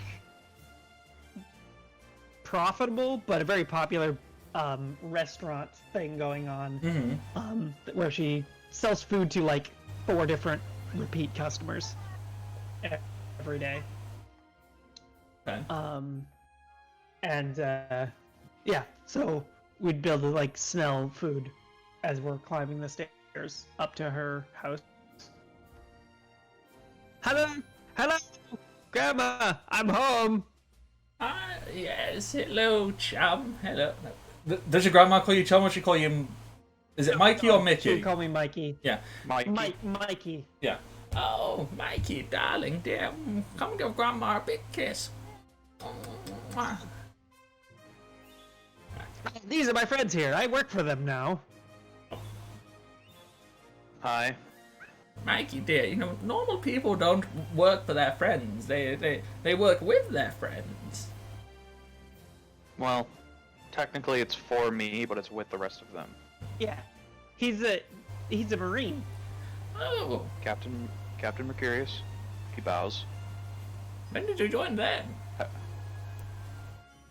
Less than a week ago. Yeah. That sounds like something you'd do. So, was it the Marines you left with? I don't remember. No. Different people. What happened to them? Trouble, I think. Oh, Mikey.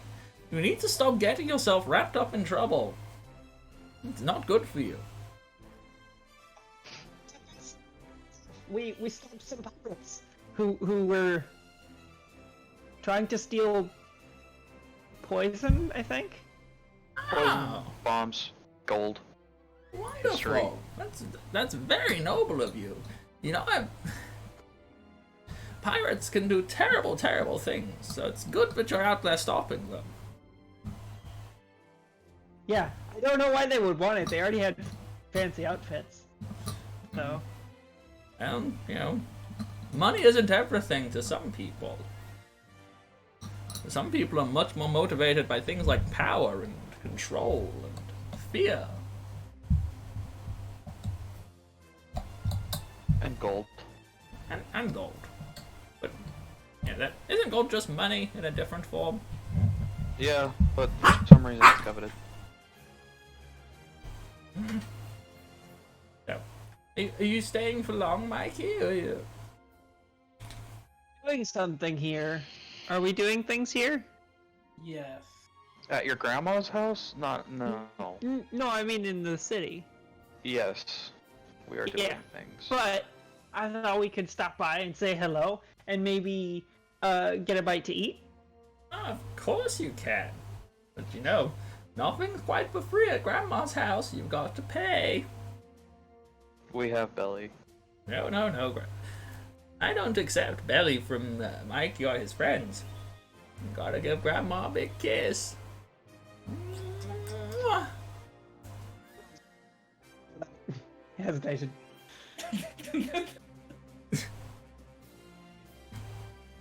I don't know what Chump's grandma's impression of Data would be because he has a constant glare on his face. Or the giant fish man. Or the giant Skypian. Or the skunk man. I don't think she cares. Yeah, I don't was think gonna she say, is phased at all. Well, to the Skogman boy, should probably just wonder why is he wearing a full body hazmat suit? He just like, Okay. Go on, Mikey.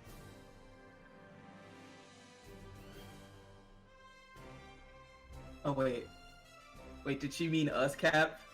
I really hope not. Steps back and is smiling. Oh, she totally meant us. We didn't train for this.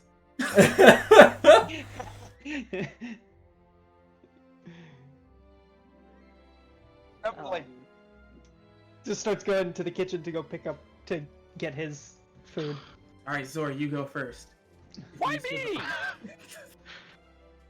Because your first officer said so. Go. Who the fuck said he was my And first officer? I the did. food I the listened to food Cap. is really good. Like it's a soup of some kind, like a ramen soup, and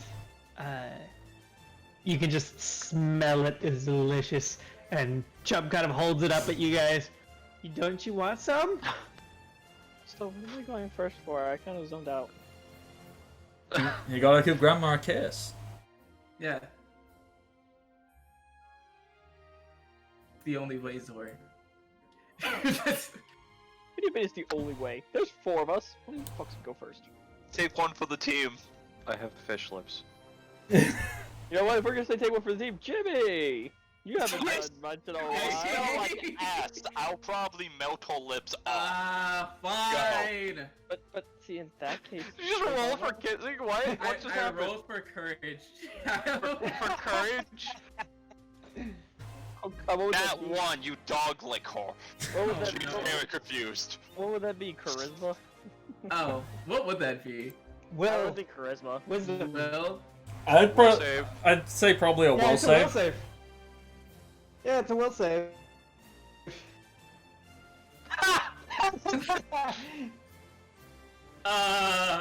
Data's like, nope, can't do it. Nope. Nope. uh, Oh my god. Jimmy? Oh, wait, no, that's I a bad did- idea. No, I would. It was +1. Okay, so it's a 7, but still, nope. Data's like, I would, but you know, the mask, it would. I'm a little too Chum tall. like scoots Yeah, up close what about to you? Data and Oh. whispers to him, Huh? I wouldn't be mean. I wouldn't want to insult Grandma. She's the strongest person I know. Right. Oh, She'd break you in half. Y'all are Hey. children, and I guess Mark, look at I this have to way. bend down and like kiss her on the cheek. Takes out a wooden spoon. Your Okay. dice finally liked you. Merc, roll me. I think it's a will save. Oh, I'm oh no. We say no, and she just hits us with Conqueror's hockey. like Like, I need to double check. I'm like 99% certain it's a will save. So What just are you doing? think What she's plans hitting have us you with- done? I think she's hitting us with Conqueror's hockey. I think his grandma has Conqueror's hockey. We should have just kissed grandma on the cheek. So I'm rolling a will save, even though I kissed grandma? Yep. Actually, no. You're. No. Yeah. You are. Alright, well, I Wait, guess all of us are? I roll another will save. 18. Okay. So Merc, as you make contact with Grandma, you feel like a powerful aura emanating off of her. Like, it sends shivers down your spine and, like, your skin stands on end. It's like, you feel a little woozy. Like, a little lightheaded. Like a, oh, wow. Oof. I had to really hold my shit together there. What the fuck? And you feel a little bit weak, Grandma. but you just hold it together. What in the hell? As you know, like it cuts to like the image you see Grandma, as being like 50 foot tall and black and like hidden in silhouette and dark eyes and this terrifying aura coming from behind her. And it just cuts away to her being like this 4 foot nothing little old lady. Goes, lovely. Off you go. Go and help yourself. Was that a gourmet demon? Is that what I saw? I think we saw a gourmet demon. Oh god. She's the Toriko character. She's Zebra. No. Tata's like, alright. After seeing what happened to Merc, so she's gonna be. Well, only Merc saw that. The rest of you like, didn't. No, seeing what happened to him, like his reaction, just.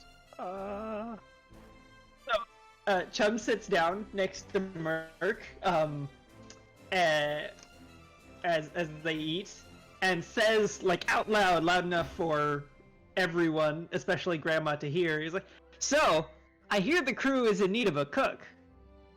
Oh, fuck. Oh, fuck. Oh. Oh.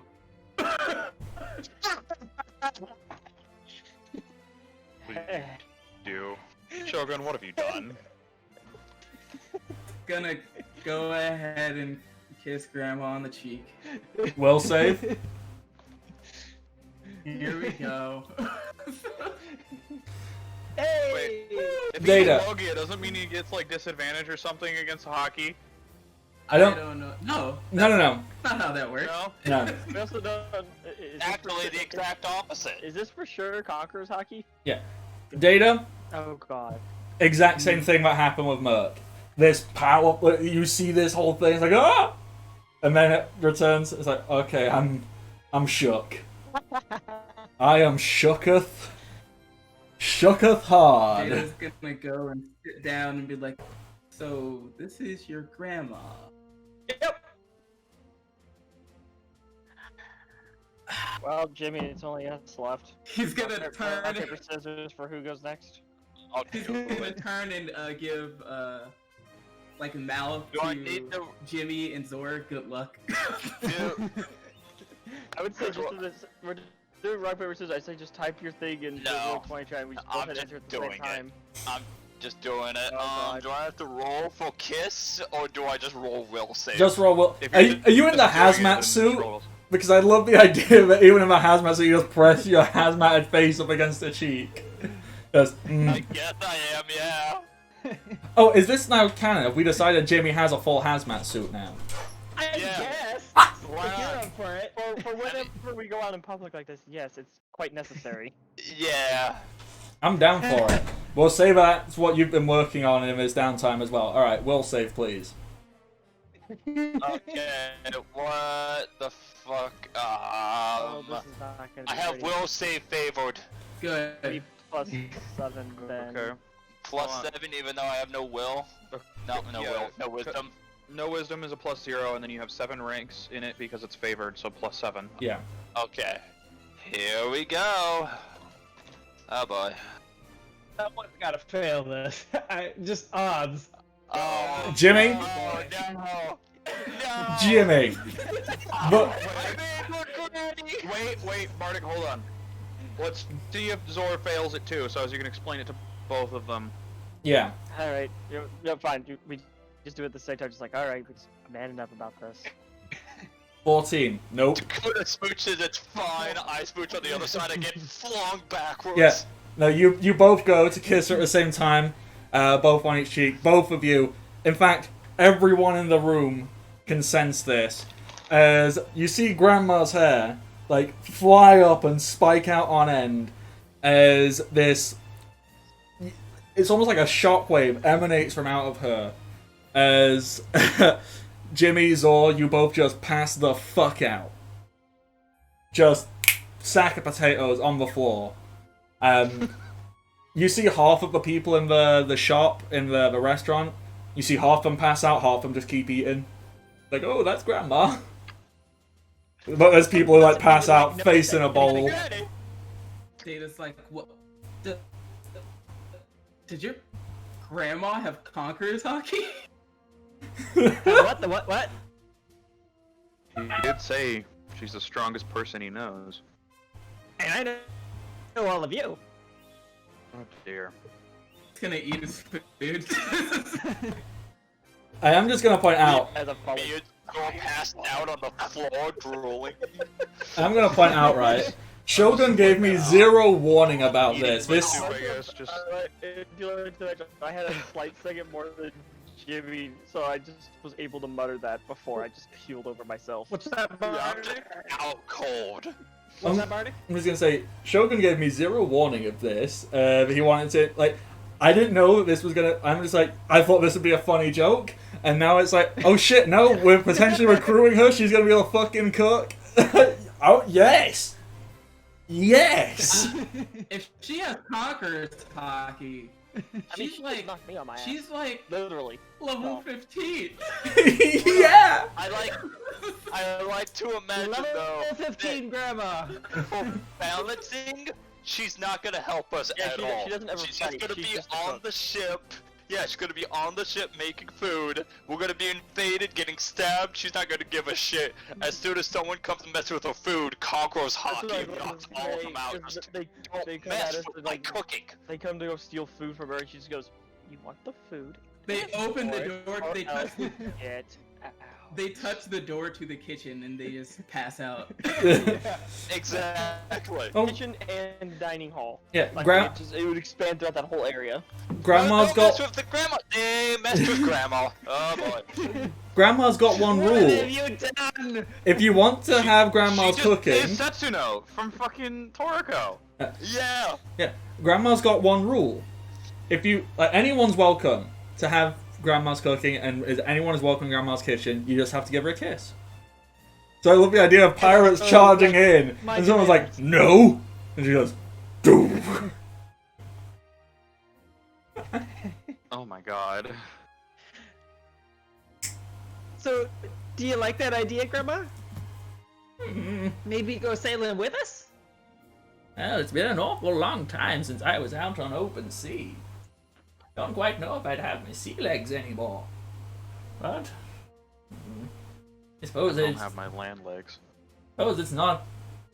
Oh, this way I could keep an eye on you, because I don't want anything bad to happen to my little Mikey boy. Would anyone? Sorry. You're the captain, right? You Mercurius? You said your name Yes. was Please call me Merc. Merc. Mr. Oreo. You wouldn't happen to have room on your vessel for a concerned, loving grandma who could keep an eye on her only living family member? I think you're the only living. I'm adding to your backstory now. 100% correct. Yeah. Well, Right. I'll be Yes, very we quiet. have You won't even but, notice me. We have room, but we might be needing a new ship. Well, we're probably going to talk to something. Grandma, Mrs. Mikey, What's Mike's last name? You can just call me Gam Gam. Gam. Sure. Old Gam Gam. lady chum. Seth, Just so probably not you're a aware, bad we are heading to the Grand Line after this. Stop. Wait. Ooh, I've not been to the There's Grand that- Line in 50 years. So Wonder, you're fine to go? I could probably do with a workout. You know, been here for so long. And you know what? I miss eating Sea King. You what now? You've eaten Sea King before, right? No. Back when I used to travel the Grand Line, Sea King, we used to get that all the time. You know, we'd dangle out some bait. We'd come. We'd take it. You know, the people I used to travel with, you should have seen them. Marvelous beings. Take out 20 Sea Kings each. This is just Setsuno. This is straight up just Setsuno from fucking Toriko. Shut up. She's making a century soup as well. Oh god.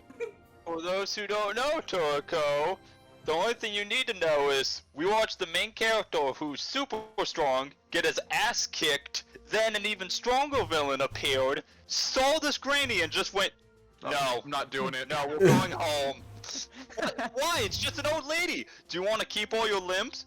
Yes, sir. Then don't fight her. We're retreating. That's an order. We still have not seen her in action. Oh. Oh. Hi. Yeah, cool. So, we're just at the docks. You can see our ship there. It's the 60. No, the 96th one, I think. And you see, she like walks over to the little window, peeks, and you're decent away from the docks, and you see her just kind of focus right and goes, "I think that says 69, dearie. Nice. No ice." Indeed. Nick broke for a second. And you've got money, right? Because that thing isn't lasting 5 minutes on the Grand Line. You should definitely go and Real quick, is me and Dakota still passed out in Granny's house on the floor? you can get up. Like, it's only for a few seconds. It's only for a few seconds. You can get up. You're a bit woozy getting up, but she's just. Oh, okay. You see her. Jimmy, like, if you want, just I'll carry you if you can't walk. I I'm highly, sick.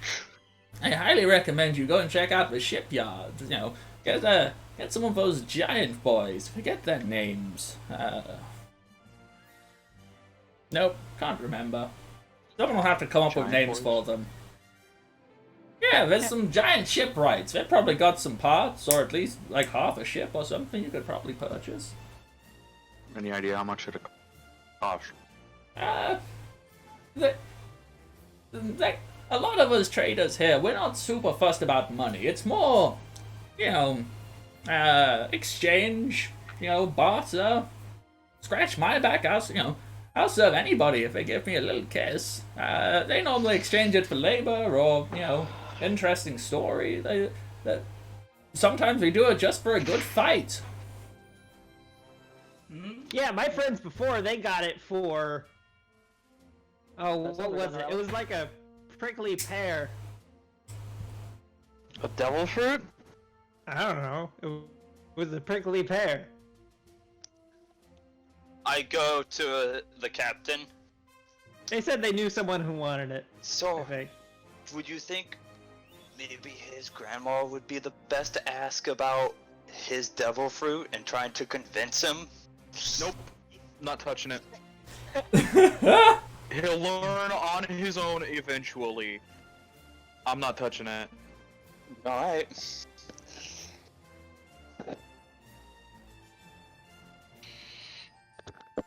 So I like how at this I lean point, into the other side. it's- If she's this intimidating to us, maybe we should have her ask for the ship. Oh, no. I don't deal with pedantic things like that. If it's not cooking, I don't care. You can't make me. You hear me, boy? Fair. Can't make someone care. I like how at this point you can't tell if Chum is a genius Yeah. or not. Be a genius or a dumbass? I will never know. You bring up the chart and you're like, I don't know where we put the star. Dumbass. Did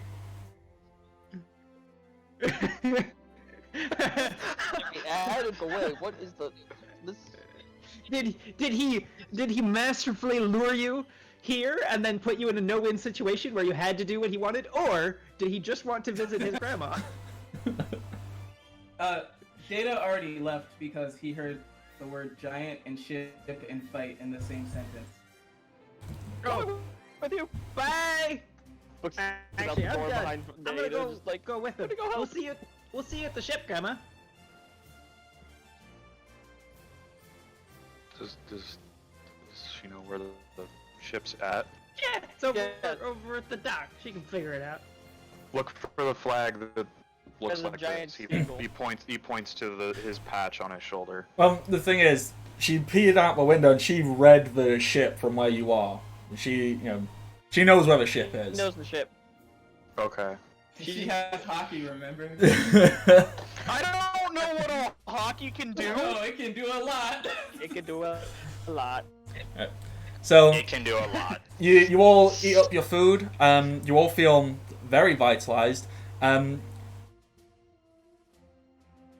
don't have a character sheet for this, so I'm either gonna like just hand it over to Shogun to write this up, or you can all write it up collectively.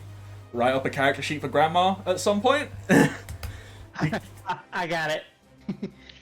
Obviously, the one requirement is she does have Conqueror's Haki. I like to imagine this sweet old lady, someone's What- gonna storm in what her do you kitchen, need could to actually have survive the for Conqueror's Conqueror's Haki. You Hockey. just have to have I know it's high related charisma. to will saves. No, it's Isn't will. it also charisma? Because like Nope. the intimidate. Nope. Just Can- will. Can you give me an empty sheet for that, and I'll work on that afterward. Yeah. Let me just. We'll give you a sheet for Honestly, Grandma. I'm just imagining someone survives the hockey, goes into her kitchen, she goes, "Excuse you," and then basically pulls a Yoda and turns into Which a one badass old lady to is- kick him through the door. Which one is Conqueror's Hockey? Hashoku. It's- No. It's the Yeah. red hockey. Okay. It requires 18 ranks in will save, Yeah. which means it has to be favored first off, Or. and Does it have to be favored? it has to be because if it's not favored, then at level 20 you'll only have rank 10 in will save. Oh yeah, that's right. All right. There There is a sheet now for four- Gam Gam, Plus, so you Thank can you. mess around with that. That's in the NPC crewmate members. You know what? I I'll need to work on that later. just realize I need to add Smithy. so yeah, I she's wrote- level 15. She has to be level 15. minimum. She has to be level 15 minimum. Well, actually, no. She has to be level 16 minimum because she also has observation hockey. So. I mean, she's I'll here work as a on that. meme. But She's here as a I do- meme. Don't worry. right, I agree that with everyone that like combat could be going on Well, outside, and as long as it doesn't enter the kitchen, it doesn't matter. She That's won't. true. At level 15, you do get an extra feat, so you can get 2 feats at level Okay. 15. Yeah. So she could have gotten both. Cool. And we can't intentionally lead them to the kitchen to make that happen either. Right. No. Yeah, this is a Deus Ex Machina that we're not allowed to use. All right, because I'm just gonna point this out, right? If you purposely let a fight into the kitchen with Gam Gam, who do you think she's gonna be more pissed off at? Yeah. Just, we brought him here hoping you could help us. Gets whacked with spoon, goes unconscious. You should She just goes her wooden spoon and armament hockey. Nah, fuck that. She's advanced Still armor. breaks, still- Does some still- fucking Rio just against- blast you out the fucking shit. Just okay. She so ends one- up doing stuff like taking like pasta noodles or something and just hardens them with that and just shoots them out at people, just impaling them. Okay, and I'm gonna point out, in the One Piece world, there is a fighting style called Ramen Kenpo. That's a thing. Ramen Kenpo. Yeah, that's the thing. Of course. Is that what course Sunky it uses? No, Okay. it's So she's a chef, and she's level 15. It's likely too that she's not just a chef, but she's the upgrade therein. I forget Oh, what the upgraded job is. Oh yeah. Yeah, that means she probably has the combat recipe. Maestro Butcher. No, Butcher's. Yeah. That's Butcher's like a mass murderer type thing. It's kind of gross. But it's the only one that comes out of chef. I don't think so. It is because it's the only one that takes cooking. Because there's Yonko, which is from pirate, Tinkerer, which is from scientist, surgeon, which is from doctor, meteorologist, which is from navigator, mechanic, which is from tinkerer. Is that Huh. what it is? There was one for chefs. Oh, Hey. well. Maestro, which is from musician, We'll figure it out. headhunter, which is from bounty hunter, butcher from chef, and admiral from marine. I mean, we can have a look. You don't need to take those advanced ones if you don't want to. It's true. You don't need the prestige career. She could just be a chef, not a butcher. Yeah. Yeah. Oh, She's probably just a chef and also maybe, yeah. alrighty. She could technically be a butcher, but like those are her I'm old thinking days. she's a She brawler. doesn't have the power anymore. Think she's gonna be a brawler? Yeah, I think he should. Class, I think, is less enforced. Yeah, I think so. She's also level 15. She could get a prestige class because that's a level 10 requirement. Into what? We can have a look at that stuff. Yeah, we afterwards. can worry about that later. Anyway, so we are headed off to the shipyards. Yep. So Data just runs shipyards, fairly obvious to find, because you know like you start to notice like things start to get slightly oversized, and it's like, oh yeah, giants. So you know, like you see like just a giant saw and like a giant hammer and like big gates, and So to the point where me and Zor even feel small. oh yeah. And you see a sign, and it's called the Bifrost Shipyard. And you walk in, and you just see, you see like 2 or 3 giants. And when I say giants, 20 foot, 30 foot tall. Big boys. Big boys. I feel tiny. And you see them just like, one has just got like half of a broken galleon. It looks very beaten up. He's just on his shoulder, just lugging it around. You see someone, you see someone who's got a handful of cannons, like so, just a cannon tucked in between each finger, picking it up and walking to the next place and moving stuff. As you walk in, you are greeted by a very large, broad, not like compared to you, big, but to the other giants, quite slender in comparison. Has like khaki type trousers, but rolled up to just below the knee. Barefoot. His feet are immaculately clean because he spends a lot of time just in the water. He's got like a sheepskin vest.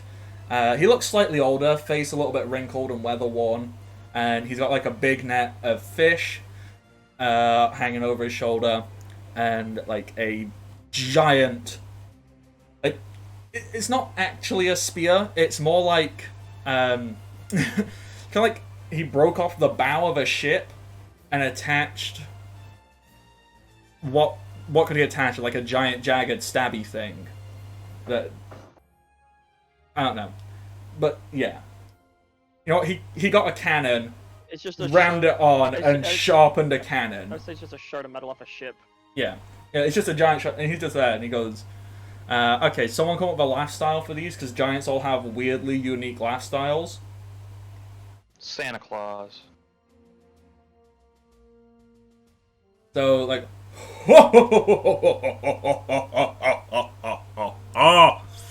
hello, little people.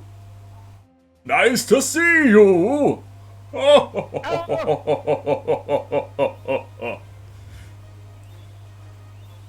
Hi. In fact, we're called little. I know. I feel tiny. It's very weird, I understand.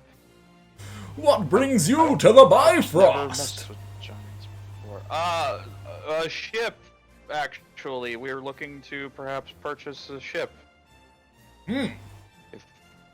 Well, what do you have to offer for Fjord? Plenty of berries, but I was told you don't accept those. I can get barely anywhere I please. Data, What do no. you have to offer? Vomit. Data's like, I want to fight. You wanna Fight. data? Data. Calm down. It appears my first officer wants to fight you. Would you be willing to accept that as payment? If it's a good one. Data, can you put up a good fight? I guess we'll find out. All right. He kind of looks out and Merc is just so caught off guard by the giant district. Yeah. Doesn't sound. He does not. He's not himself. Fjord looks out to the bay because like there's not that much room because it's very cluttered. You know, it's very much like. Both me and Data. Both me and this windy dude. Yeah. I mean, yeah, you can both fight him. Yeah, he'll take you 2-on-1. But he looks around, and it's very much like Look at the giants like. Oh, I'm sorry. Yeah, this area is very much like Scrapyard Island from Water 7, so there's lots of towers, like lots of piles of stuff, and there's not much room. So it kind of goes, Fjord has a plan! And he just grabs, he basically grabs the deck of he grabs a ship. Like the ship is busted from the bottom, so it's like the top half of a ship. He just grabs it, and he throws it out into the bay. So it just lands and floats, and it just bobs in the water.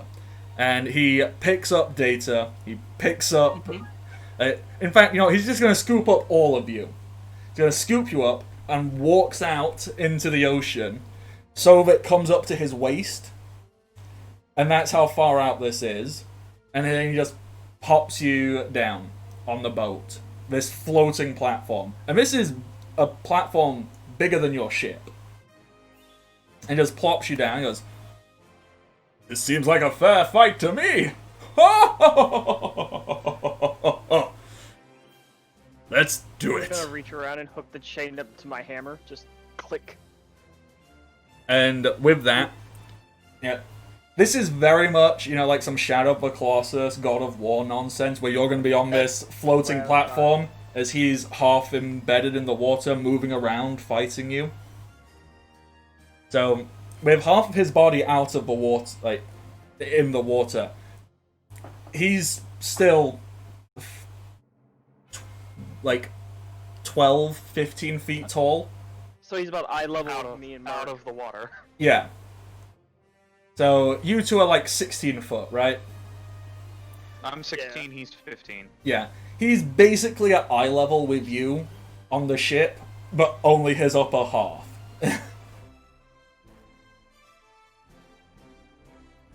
And with that, he'll pull something up out of the water, and that is his spear. As he does so, the whole ship, which isn't a ship, it's a platform, it just like flings around a little bit.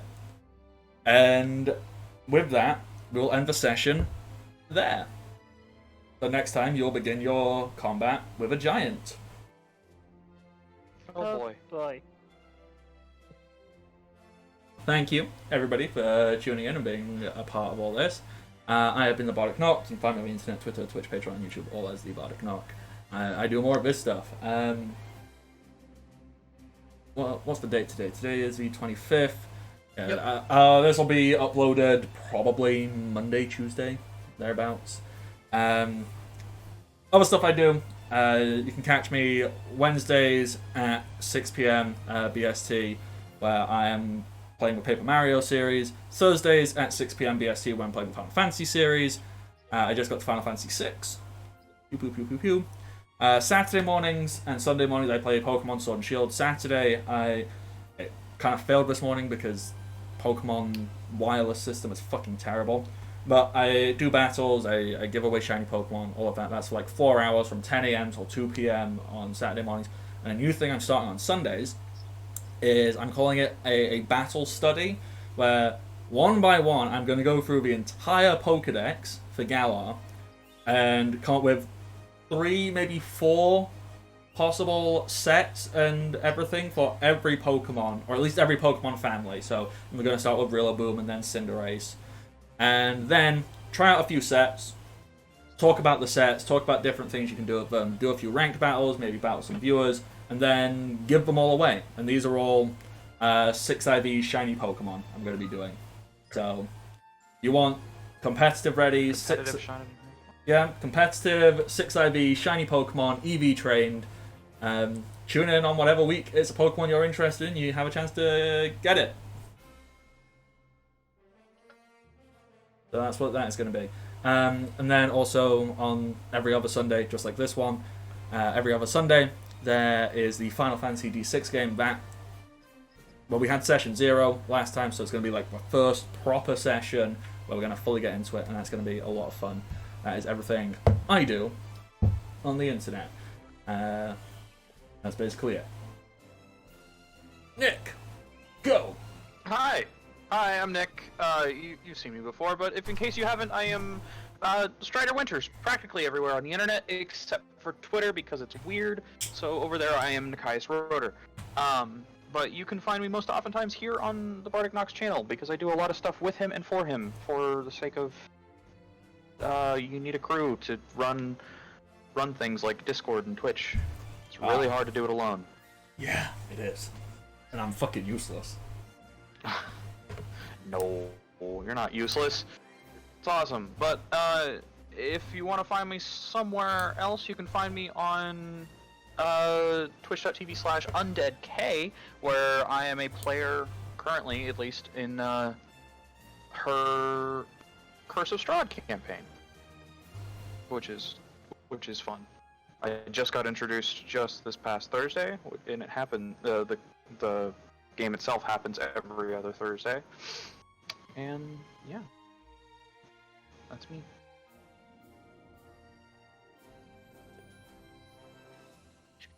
I'm Well pretty done. much I am sure what I'm Shogun. doing too. There it is. There it is. I was playing Chum. Thank you. I'm not on anything. That's all. At this point, I just expect it. I have gummy bears. How? He has gummy bears. It's just ways to annoy Dakota. You know, at this point, it doesn't even annoy me anymore. It's just like, okay, where is it? Come on, how far am I gonna be able to get this time? Do your plugs. I did. I said I'm White Wolf 462 pretty much everywhere, Twitter, anywhere. So there wasn't really much else. Jimmy, sir. What? Jimmy! I am Jimmy. He is played by Omen264, who is me, James. And yeah, I have a stink sword now. That's cool. Onward! And Rin? finally, Where do you exist today? Rin. Where's the Radio Shack this time? It's in your heart. Or is it Toys R Us or So, Blockbuster? so it's a void. Good. I don't know. Where is Rin? Where'd Rin go? Ren! My mic was turned off. There he is. Yes, I am Ren. I play Data. You can't find me. I do exist though, but you can't find me. Hey, if Anyway. you tune in to if you go to YouTube and check out our videos of this, you might be able to see Rin in his actual form instead of Yeah, just the sure. Discord picture. Even that's not my actual form. Rin's actual form is Patrick from the SpongeBob anime. You know? You know? That All right. might be on something there. And I think that is the perfect line to wrap this up on. So until next time, everybody, stay safe and happy adventures. Bye-bye. Bye. Bye-bye.